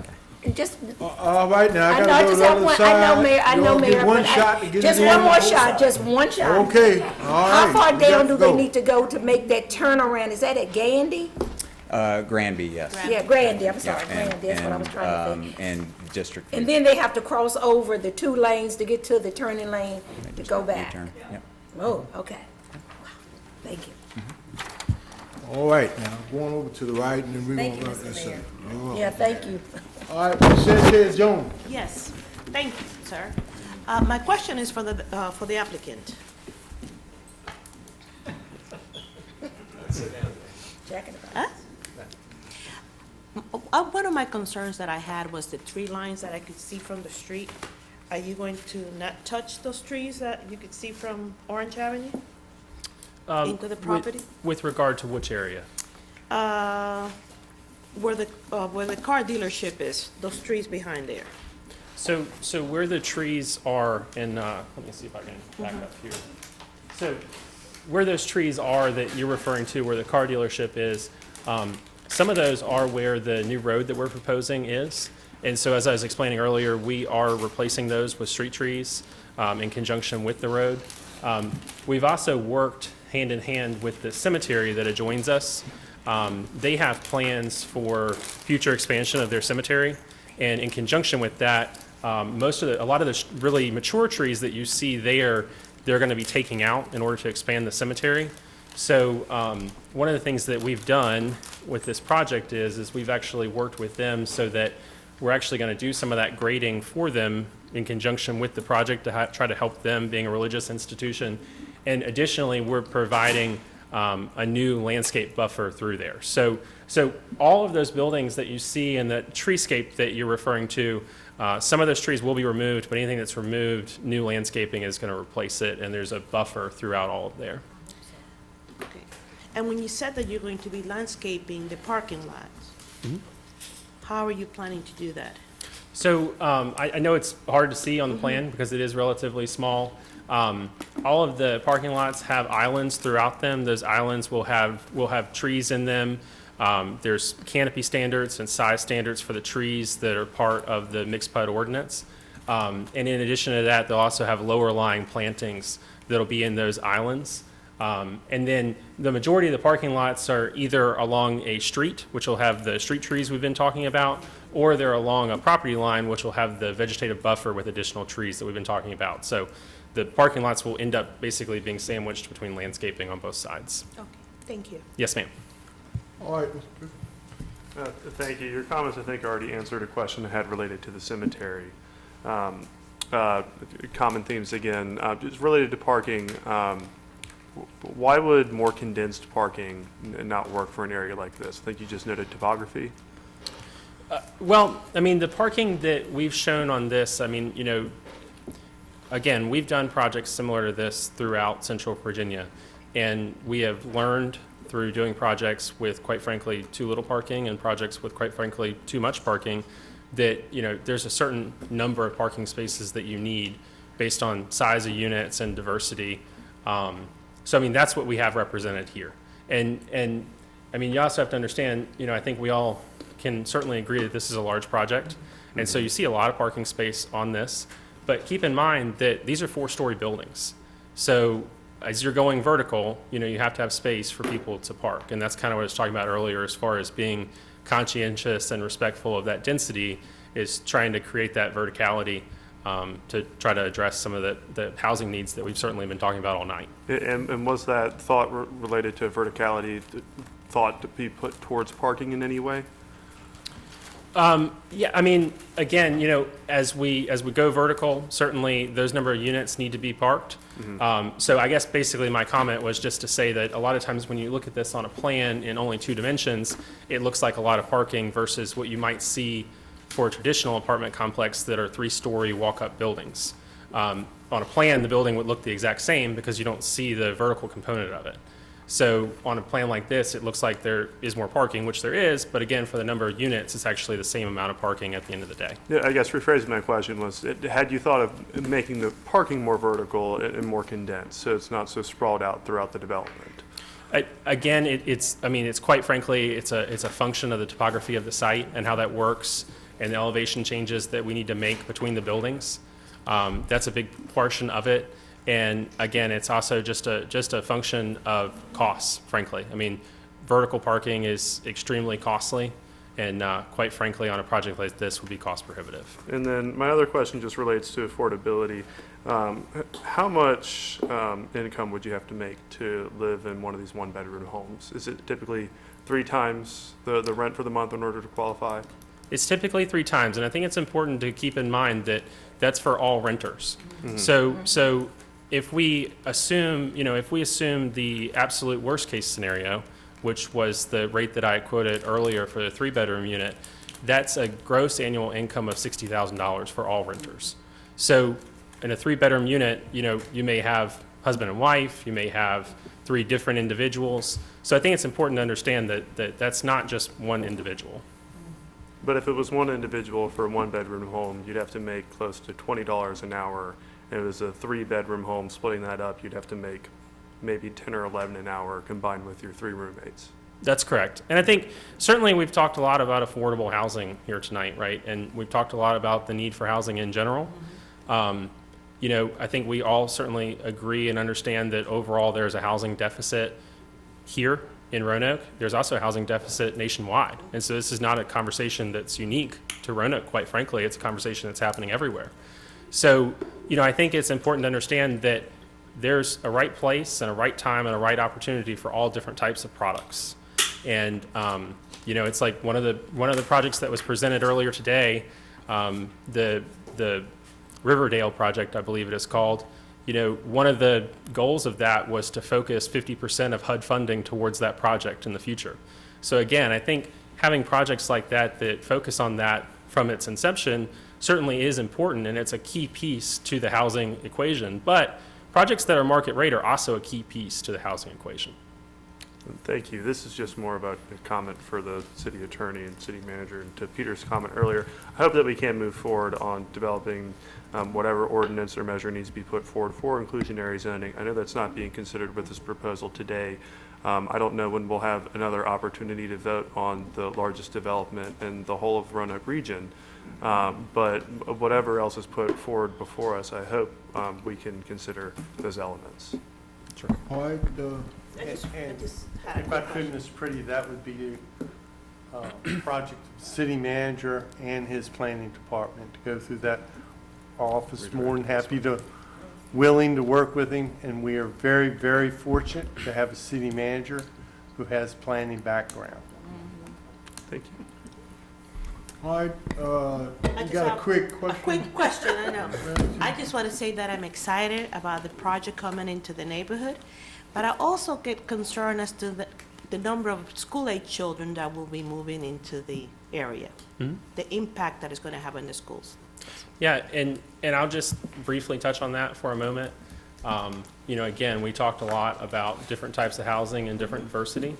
A lot of our product is really focused on young professionals. It's focused on retirees that maybe are looking to downsize and change their accommodations, people in different transitions in life, and so on and so forth. So statistically, on other projects that we've done throughout Central Virginia, the number of school-age children that's generated by this per unit is actually very small, quite frankly. So I just think that is something to be cognizant of and be aware of. And of course, as we all know, school funding is predicated on enrollment. So certainly as enrollment increases, funding is able to increase in succession. Thank you. Mm-hmm. All right, Vice Mayor. Thank you. Mr. Cyrus, thank you. Yes, for sir. all of our endless questions, but they're important to us. I think before I ask you a couple of questions, I really want to direct, I don't even know if I can do that, but I want to ask that we please come up with a strategy for addressing affordable housing in the city, so that rather than asking every developer who comes, you know, can you do this? Like, can you make 10% of these units affordable? Mm-hmm. I don't know if you can. That we're being more proactive. I mean, you can you? Again, I mean, that's not the project that Right, we have right. proposed. So, that being what it is, I feel like we're in a posture where we're reacting to really good investments that are coming into the city without addressing the issue. And I really want some guidance from staff on us being more proactive. And I know there's a lot of stuff to gather, but we know what the deficits are. Mm-hmm. We know what we need in terms of the range of rents. We also know we have a lot of properties in our city that are substandard, that people shouldn't even be living in or paying rent in because they're horrific. And yet we're caught because we can't legally do anything about it. So I just want us to, I'm asking that as soon as we can, we have a big picture view of what our realities are, so that when we're working with or developers like you, we can have these conversations on the front end rather than the tail end. Sure. Okay? So that's my one big ask tonight. The other thing is, I want to thank you for bringing in electric vehicle charging stations. Thank you for planting trees. Thank you for bringing in a commercial aspect to this. Thank you for bringing a dog park. As a new adopter of a dog, these little things are important. On the topography, and there's a statement that you made that I really want to thank you for, because we don't hear this on the front end very often. But you talked about the topographical challenges. And you also said, we want to be a good steward of the property, which indicates to me that you've paid attention to what is there. Right. What the realities of the land are, what the realities of the environment are, and I want to thank you for doing that. And for saying that at the front end, because that's very encouraging to me. I had kind of a logistical question. I love that you are willing to include a bus shelter. That was one of the questions I asked you. Based on where the apartments are and where the bus shelter is, what is the decline or the ascent or descent from, do you see where I'm getting at? I do. And the length of, the length of how far someone may have to walk to get there. Sure. And so to make some clarification, so as we said, there's an existing bus stop that already is right directly in front of the property. So that's where we're proposing the bus shelter is in that general area. Yeah, that makes sense. And I think obviously for transit company and for, their ability to take more riders on, buses, they certainly want it to be on a major artery versus going all the way into a project. Right. But yes, there's topographical challenges. As I said earlier, there are sidewalks throughout the entire property, so it's very walkable for anyone. But from Orange Avenue to those commercial pads, there's about 15 feet average of elevation difference. And then from those commercial pads to the apartments, there's about another 15 feet for the majority of them. So there's about 30 feet total throughout there, and that's spread out over a pretty long area. And it's about, I can tell you it's a 10% grade, but if somebody tells me that, I don't know that I totally understand what that means, quite frankly. So I can tell you, though, that especially in an area with the challenges topography-wise that Roanoke has, that's very common. So it's a very walkable slope for somebody. True. Well, Roanoke's a very hilly city. Yes. I think the last thing I have is, let me find it here.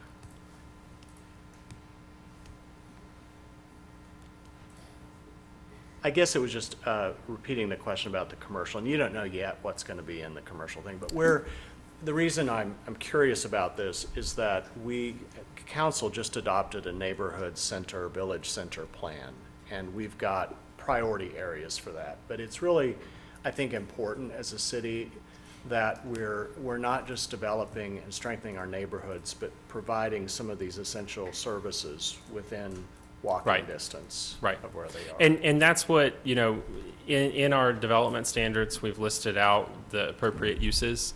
And those uses are along the lines of those, neighborhood-centric uses, things that are supported by residential uses throughout there. But also keeping in mind that Orange Avenue certainly is, without a question, a major commercial corridor. So it's really a combination of those two uses through there.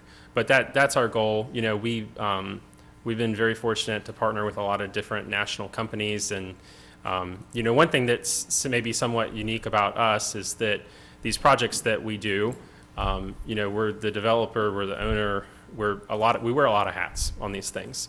But we also, at the end of the day, we manage them and we typically retain them. So the reason I brought that up is basically to just say that it's very important to us and it's in our best interests overall on the whole project that it's not just a success 5 years from now, but it's a success 25 years from now. And so I think that's something that is important. And I remember my last question, but it's not for you. So okay, you I can sit down. It's for transportation. Ian, sorry to This is a long-term question, and it came up when we were talking about some of the VDOT changes on Orange Avenue. But I'm also thinking about our complete street effort as a city and sidewalks that go nowhere, that really ultimately are to be connected along with bike lanes. And I know at the time we said we're not likely to see bike lanes or the full complete street along Orange Avenue. I wondered in your minds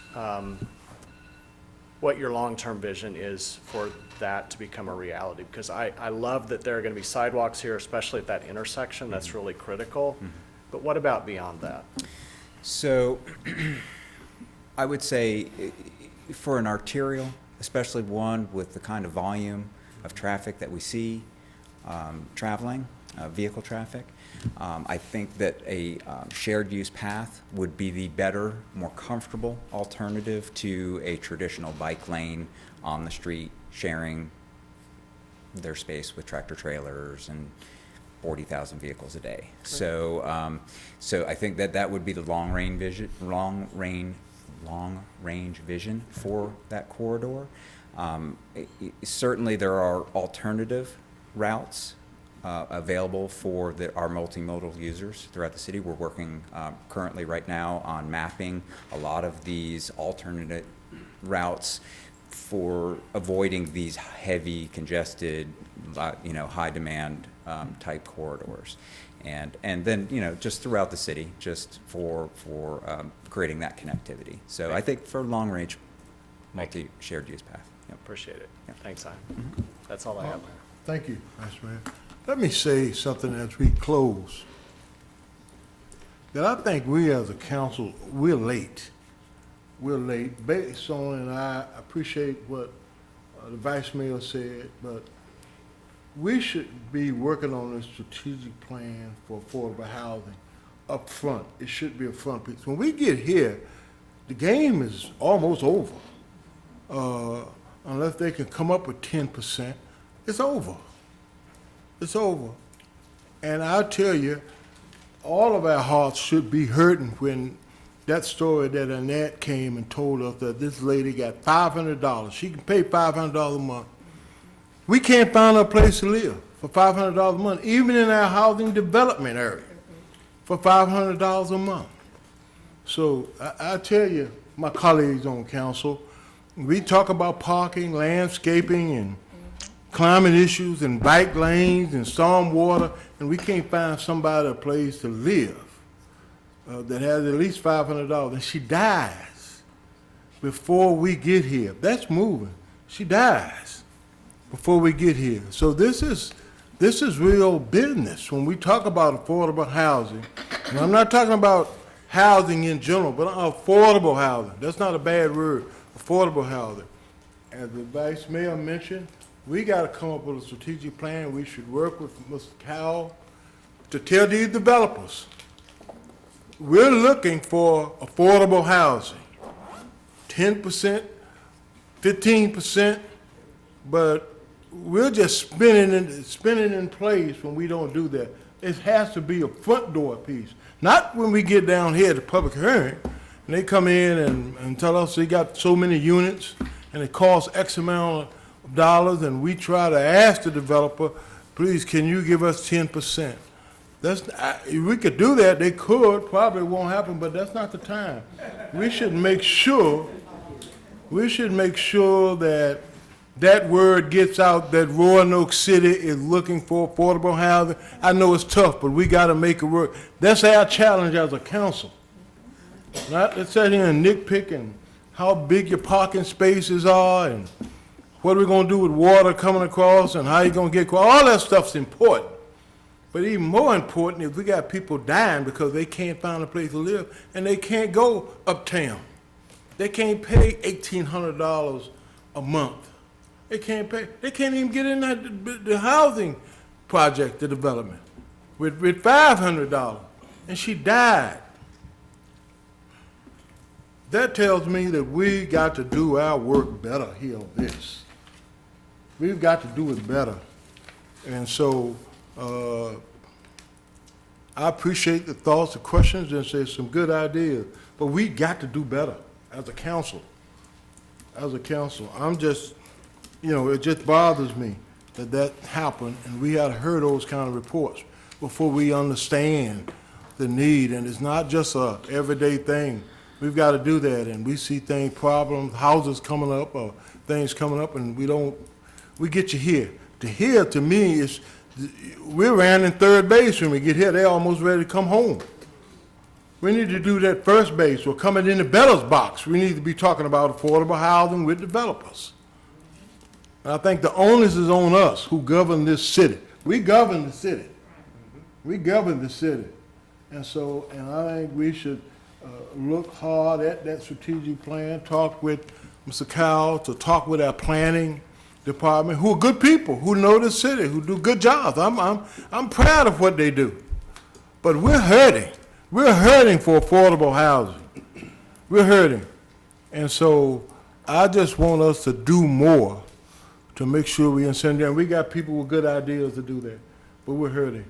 And just to highlight of this lady that lost her life with the money, with what she had in her hand, and can't find anywhere to live. As a council member, as a mayor, that troubles me. That troubles me. And I think we've got to fix that. Something is not right with that. Something is not right with that. And I know all the data, and I know we got problems, and they got problems in St. Louis and Philadelphia and everywhere with that, but we've got to do better. That's all I have. And I think that's all of the comments by council. So, Madam Clerk, we're ready to. I just have one final reply to that. I just like to say All that. right, I'm gonna let you do something, but I've been on this council for so long, and I had a mayor that used to cross me up, say, look, I've spoken. After everybody's spoken once, you don't come back after me, but I won't be that kind of mayor. I'm not that kind of mayor. I'll let you come back with your point. I thank you for that. And if any of y'all know Mayor Bowers. You may change your mind very soon with me, but I'd just like to reply to that Peter and I just got here, but I think we're excited to get to work on that. Okay. I'm appreciative of that, guys, and I think we're fortunate to have you guys. Thank you for that. All right, Madam Clerk, can we call the roll? Yes, sir. Mr. Pretty? Aye. Vice Mayor Cobb? Aye. Ms. White Boyd? Mr. Volleson? Aye. Ms. Moon Reynolds? Aye. Ms. Sanchez Jones? Aye. And Mayor Lee. Aye. Thank you, Jan. It's been approved. All right. Hearing of citizens upon public matters. Do we have anybody sign up? Yes, we do. I thought we did because I see a lot of people still here, and we're at 10 o'clock. If you would call their names off, Madam Clerk. All right. I'll call the first three speakers: Pam Shaver, Jane McDaniel, and Laura Hartman.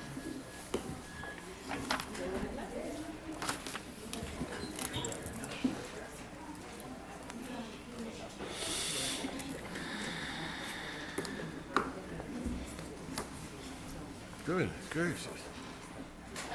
Hello. Hey. Everybody's asleep now. I'm here about the situation on Northridge Street. I'm Pam Shaver, by the way. The situation on Northridge Street, there was an alleged incident with a mailman supposedly got attacked.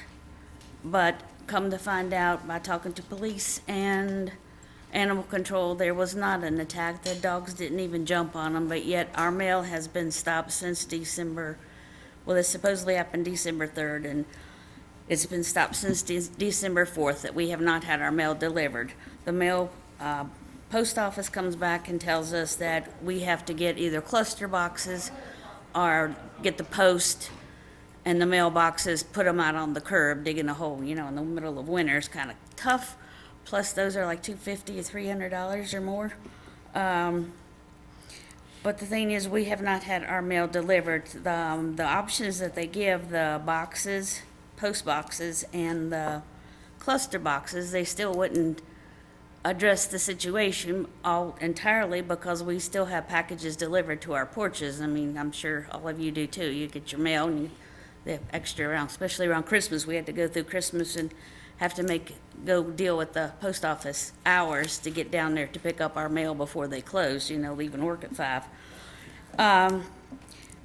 What is really, I've got some of these.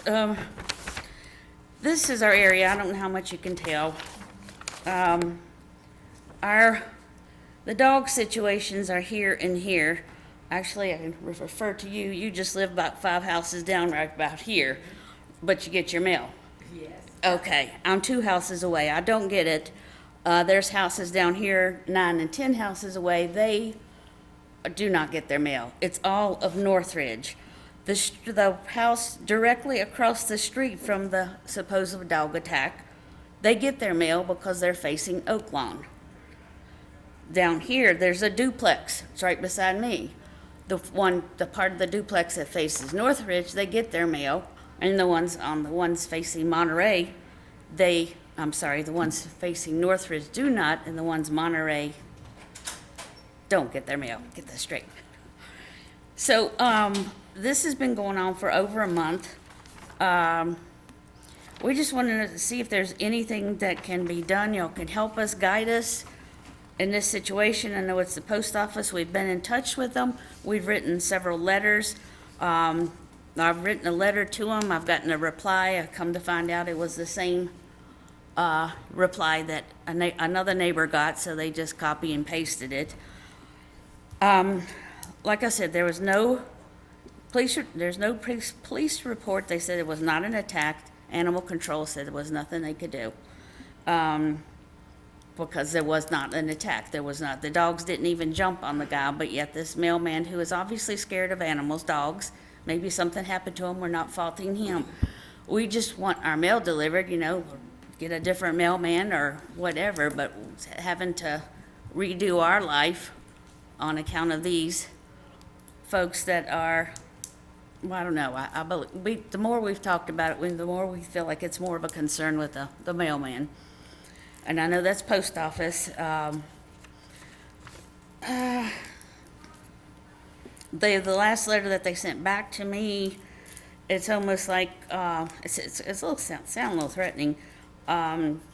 They said they haven't decided on a cutoff date that our mailboxes have to be installed, but when they do, they're gonna give us the date, and you have 10 days up to it to get your mail and get the rest of the mailboxes up, or they'll start sending our mail back to the sender.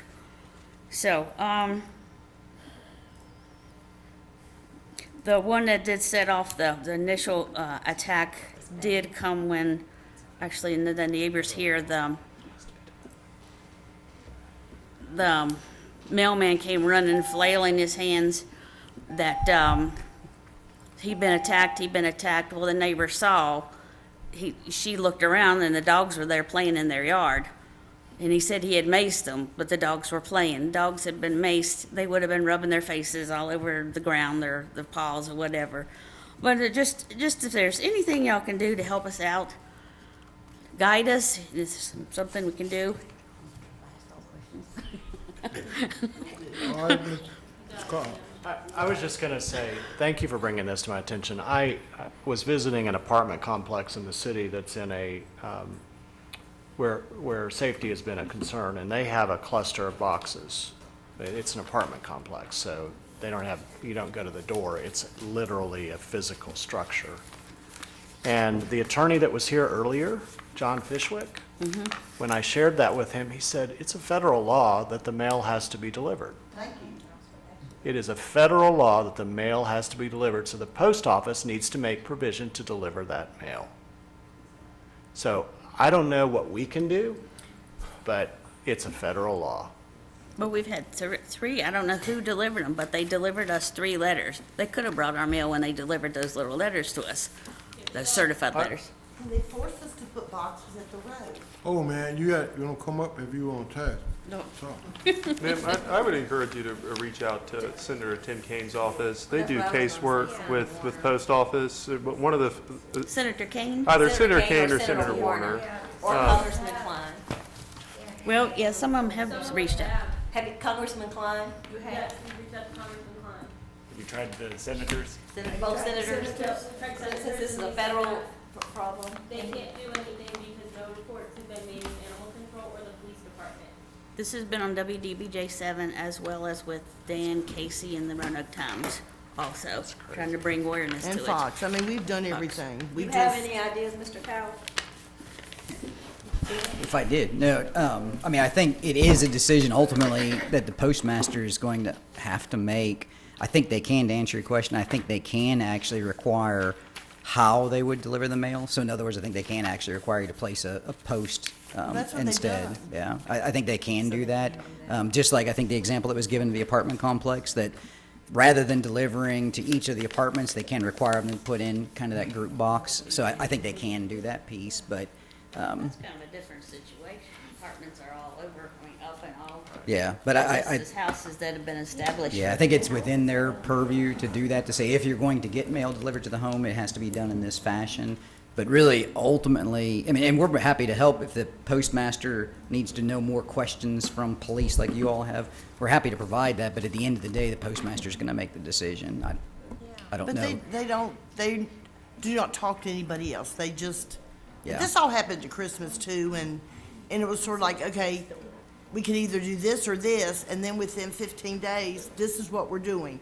We get a letter and we have to put a box up.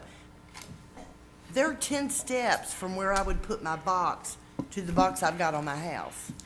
Yeah, 10 my guess steps. is by using the box, what they're going to do is they're actually going to drive your mail rather than walk your mail, is my guess. But it's like the street.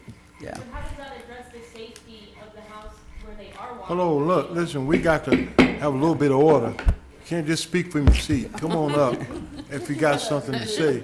I'm very liberal in allowing you to speak, but you can't just haul out up there. Thank you. So the house whose dogs keep getting out, they face the corner of Oak Lawn. That's where their garage faces. Their front door faces Northridge. The house across from that street, whose house faces Oak Lawn, they're receiving their mail.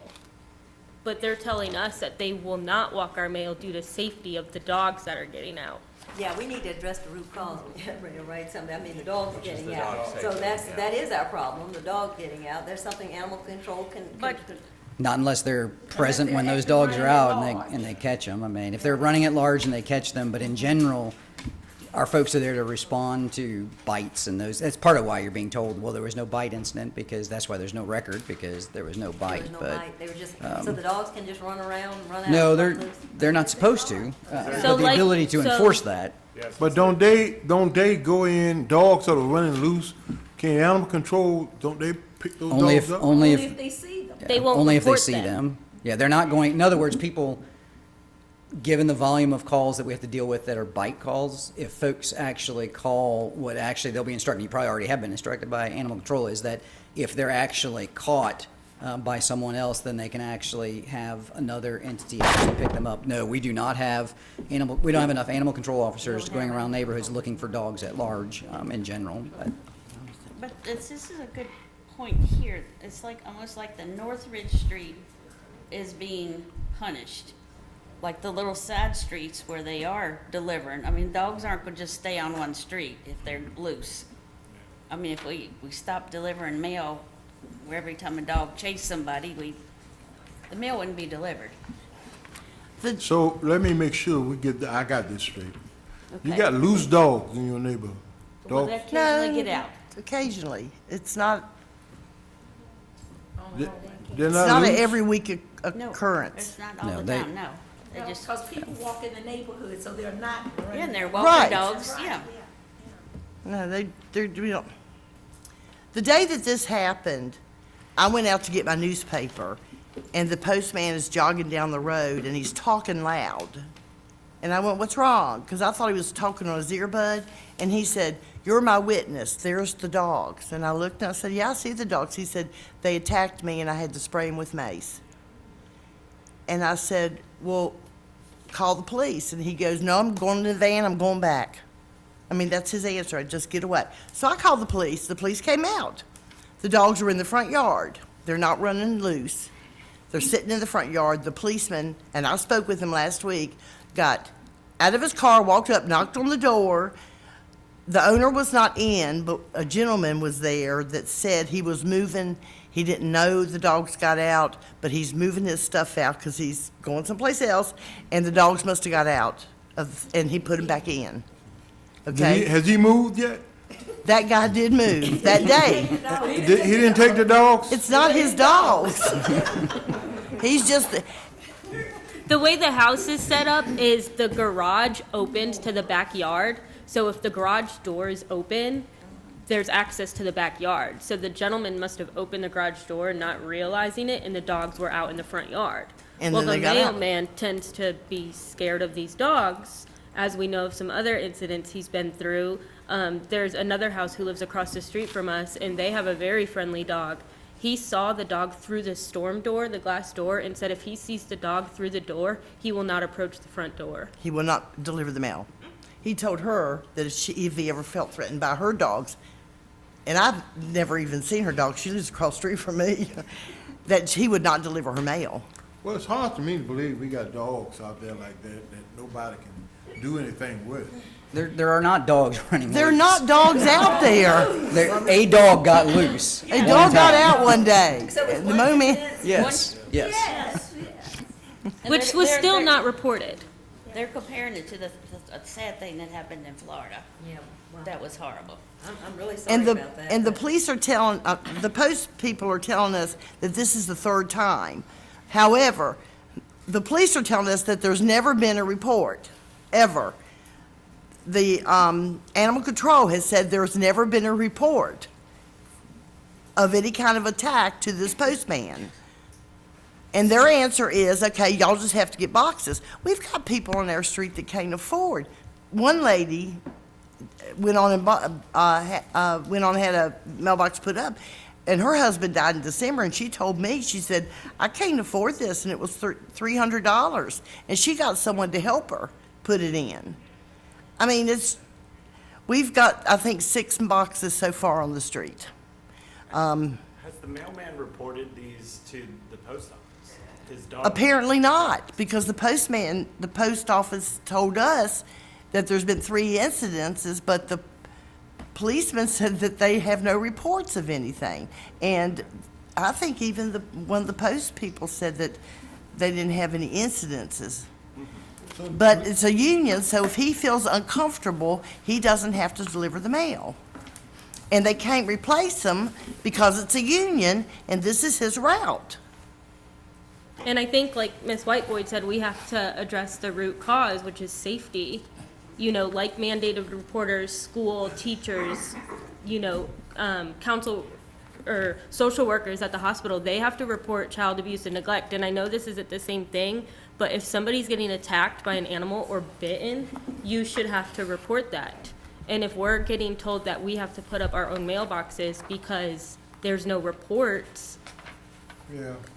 I tell you, I'm hearing 2 things. There's tonight. 21 One, houses that are affected. that are affected. That are affected. Does it go 21. around and down the hill to the, on North Ridge, it goes all the way down. and I think No, it it just stops. I stops. think it stops when it It's goes 3 Well, let me blocks. ask you to do this. Let me ask you to do this. Text me your street, your house number. Text that to me. All right?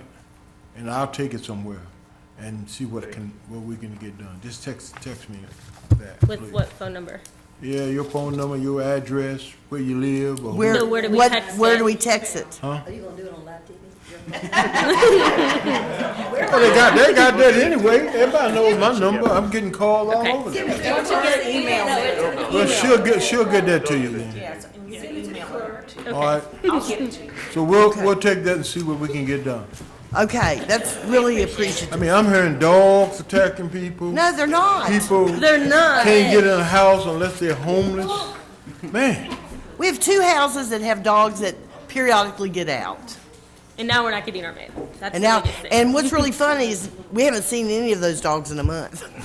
I mean, it's like, They at somebody else's house. they've just disappeared. I just want my mail. Okay. And I don't want to put a box. I think they look tacky. I mean, Well, and we just don't want to get a letter that says we have 10 days to go get our mail or they're going to return it back to sender. That's just, That's not. Well, I'll do what I can. Send that, get my phone number, and I'll do what I can. thank you. Thank you very much. Yes. Yes, ma'am. Okay, all right. Madam Clerk? Yes, sir. We have another speaker. Jane McDaniel? I was Jane. You were Jane, okay. Sorry, we just in the neighborhood. Hi, good evening. Greetings from the Bus Riders of Roanoke Advocacy Group. There's 4 of us here tonight, and I know it's late, but we are bus riders. We know how to wait.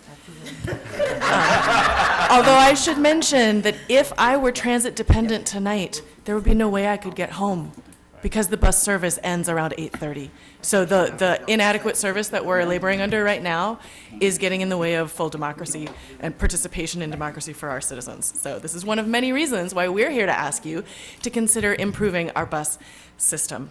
When we talk to Valley Metro about how to improve the bus service, they say, we would love to improve the bus service, but we don't have enough money.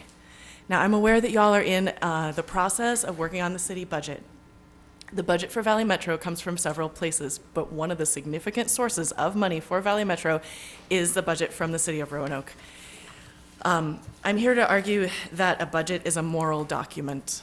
So where we allocate our money tells us what our values are. And I'm here to advocate that we should value buses. In the Bus Riders of Roanoke, we like to say that buses are for everyone. Even people who don't ride the bus need a good bus system in their city. First of all, if you primarily get around by car, it's very important to have a valid backup, a valid alternative, right? The system as it is right now is difficult to use for those who have a choice. I like to say that bus riders pay a time tax. The fare is one thing. Affording the fare is hard for some people, but what's even harder is affording the time. Our buses currently run once an hour. That's a very untenable schedule for most of our lives. If we want this to be a viable alternative, we need to see that change. Part of what needs to change with that is staffing. We don't have adequate staffing, and that's why we can't have more service. That's one of the reasons why we can't have more service. Sharon, who you'll hear from soon, will speak to that. But I want to speak more broadly. This is about the importance of buses for the city. Buses drive the economy. Studies have shown that good, dependable transit service provides a tool for upward mobility. People struggling to make ends meet don't have to spend all their money on a car. If there's really good bus service, they can use it to get to work, for example. For every dollar invested in transit, the economy benefits $5. Other cities that invest in transit have seen significant returns. Buses are also really good for public health. Did you know that people who take transit tend to walk more? This is an important part of our health as a city. Furthermore, if transportation services are inadequate, it causes patients to miss appointments, which exacerbates medical problems, and that wastes medical resources. Finally, did you know that transit-oriented communities have only 1/4 of the traffic fatality rate of car-oriented communities? I know we're concerned about traffic fatalities in this city. If we had better transit service, get more people out of their cars and onto the safe bus, that would really help. Furthermore, a good bus system helps our natural environment. It cuts down on emissions. All it takes is 5 people on a normal diesel bus for those emissions to be fewer than if those people were driving on their cars. Most of our buses have much more than 5 people riding on them, so we know this is a better use of our resources and something that's better for our environment. I've been spending some time with City Plan 2040. It's calling for all kinds of things, right? City Plan 2040 is asking for harmony with nature, so that environmental component is important. City Plan 2040 calls for a healthy community. Buses can help us get there. City Plan 2040 calls for a resilient economy. As I said, buses help the economy. I don't think we can get to that vision of our City Plan 2040 unless we have a really good transit system. And so that's why I'm here to advocate that as you all are putting together that budget, please consider putting as much money as you can towards our public transit system in order to make things better. Finally, I just want to say, riders deserve dignity. There's a big part of City Plan 2040 about interwoven equity. We're concerned about barriers that limit opportunity for underserved communities. Well, a large number of our bus riders are members of underserved communities. it's frankly embarrassing that we have an inadequate bus system serving these underserved communities. We deserve better. The bus riders deserve better. They deserve to ride with dignity. And we're a great city. Great cities deserve great transit. You're going to hear more about this from Sharon in a moment, but I wanted to let you know that we have put together some of these key points in a nice little handout, which I'm happy to share with you all. Thank you. Thank you.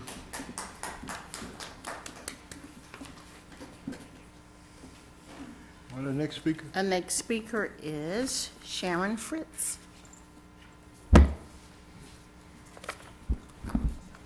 Hi, Bus Riders of Roanoke is back this month because we always want to talk to you about how we mirror the needs of the bus riders and sometimes the bus drivers to the city council and the transit company.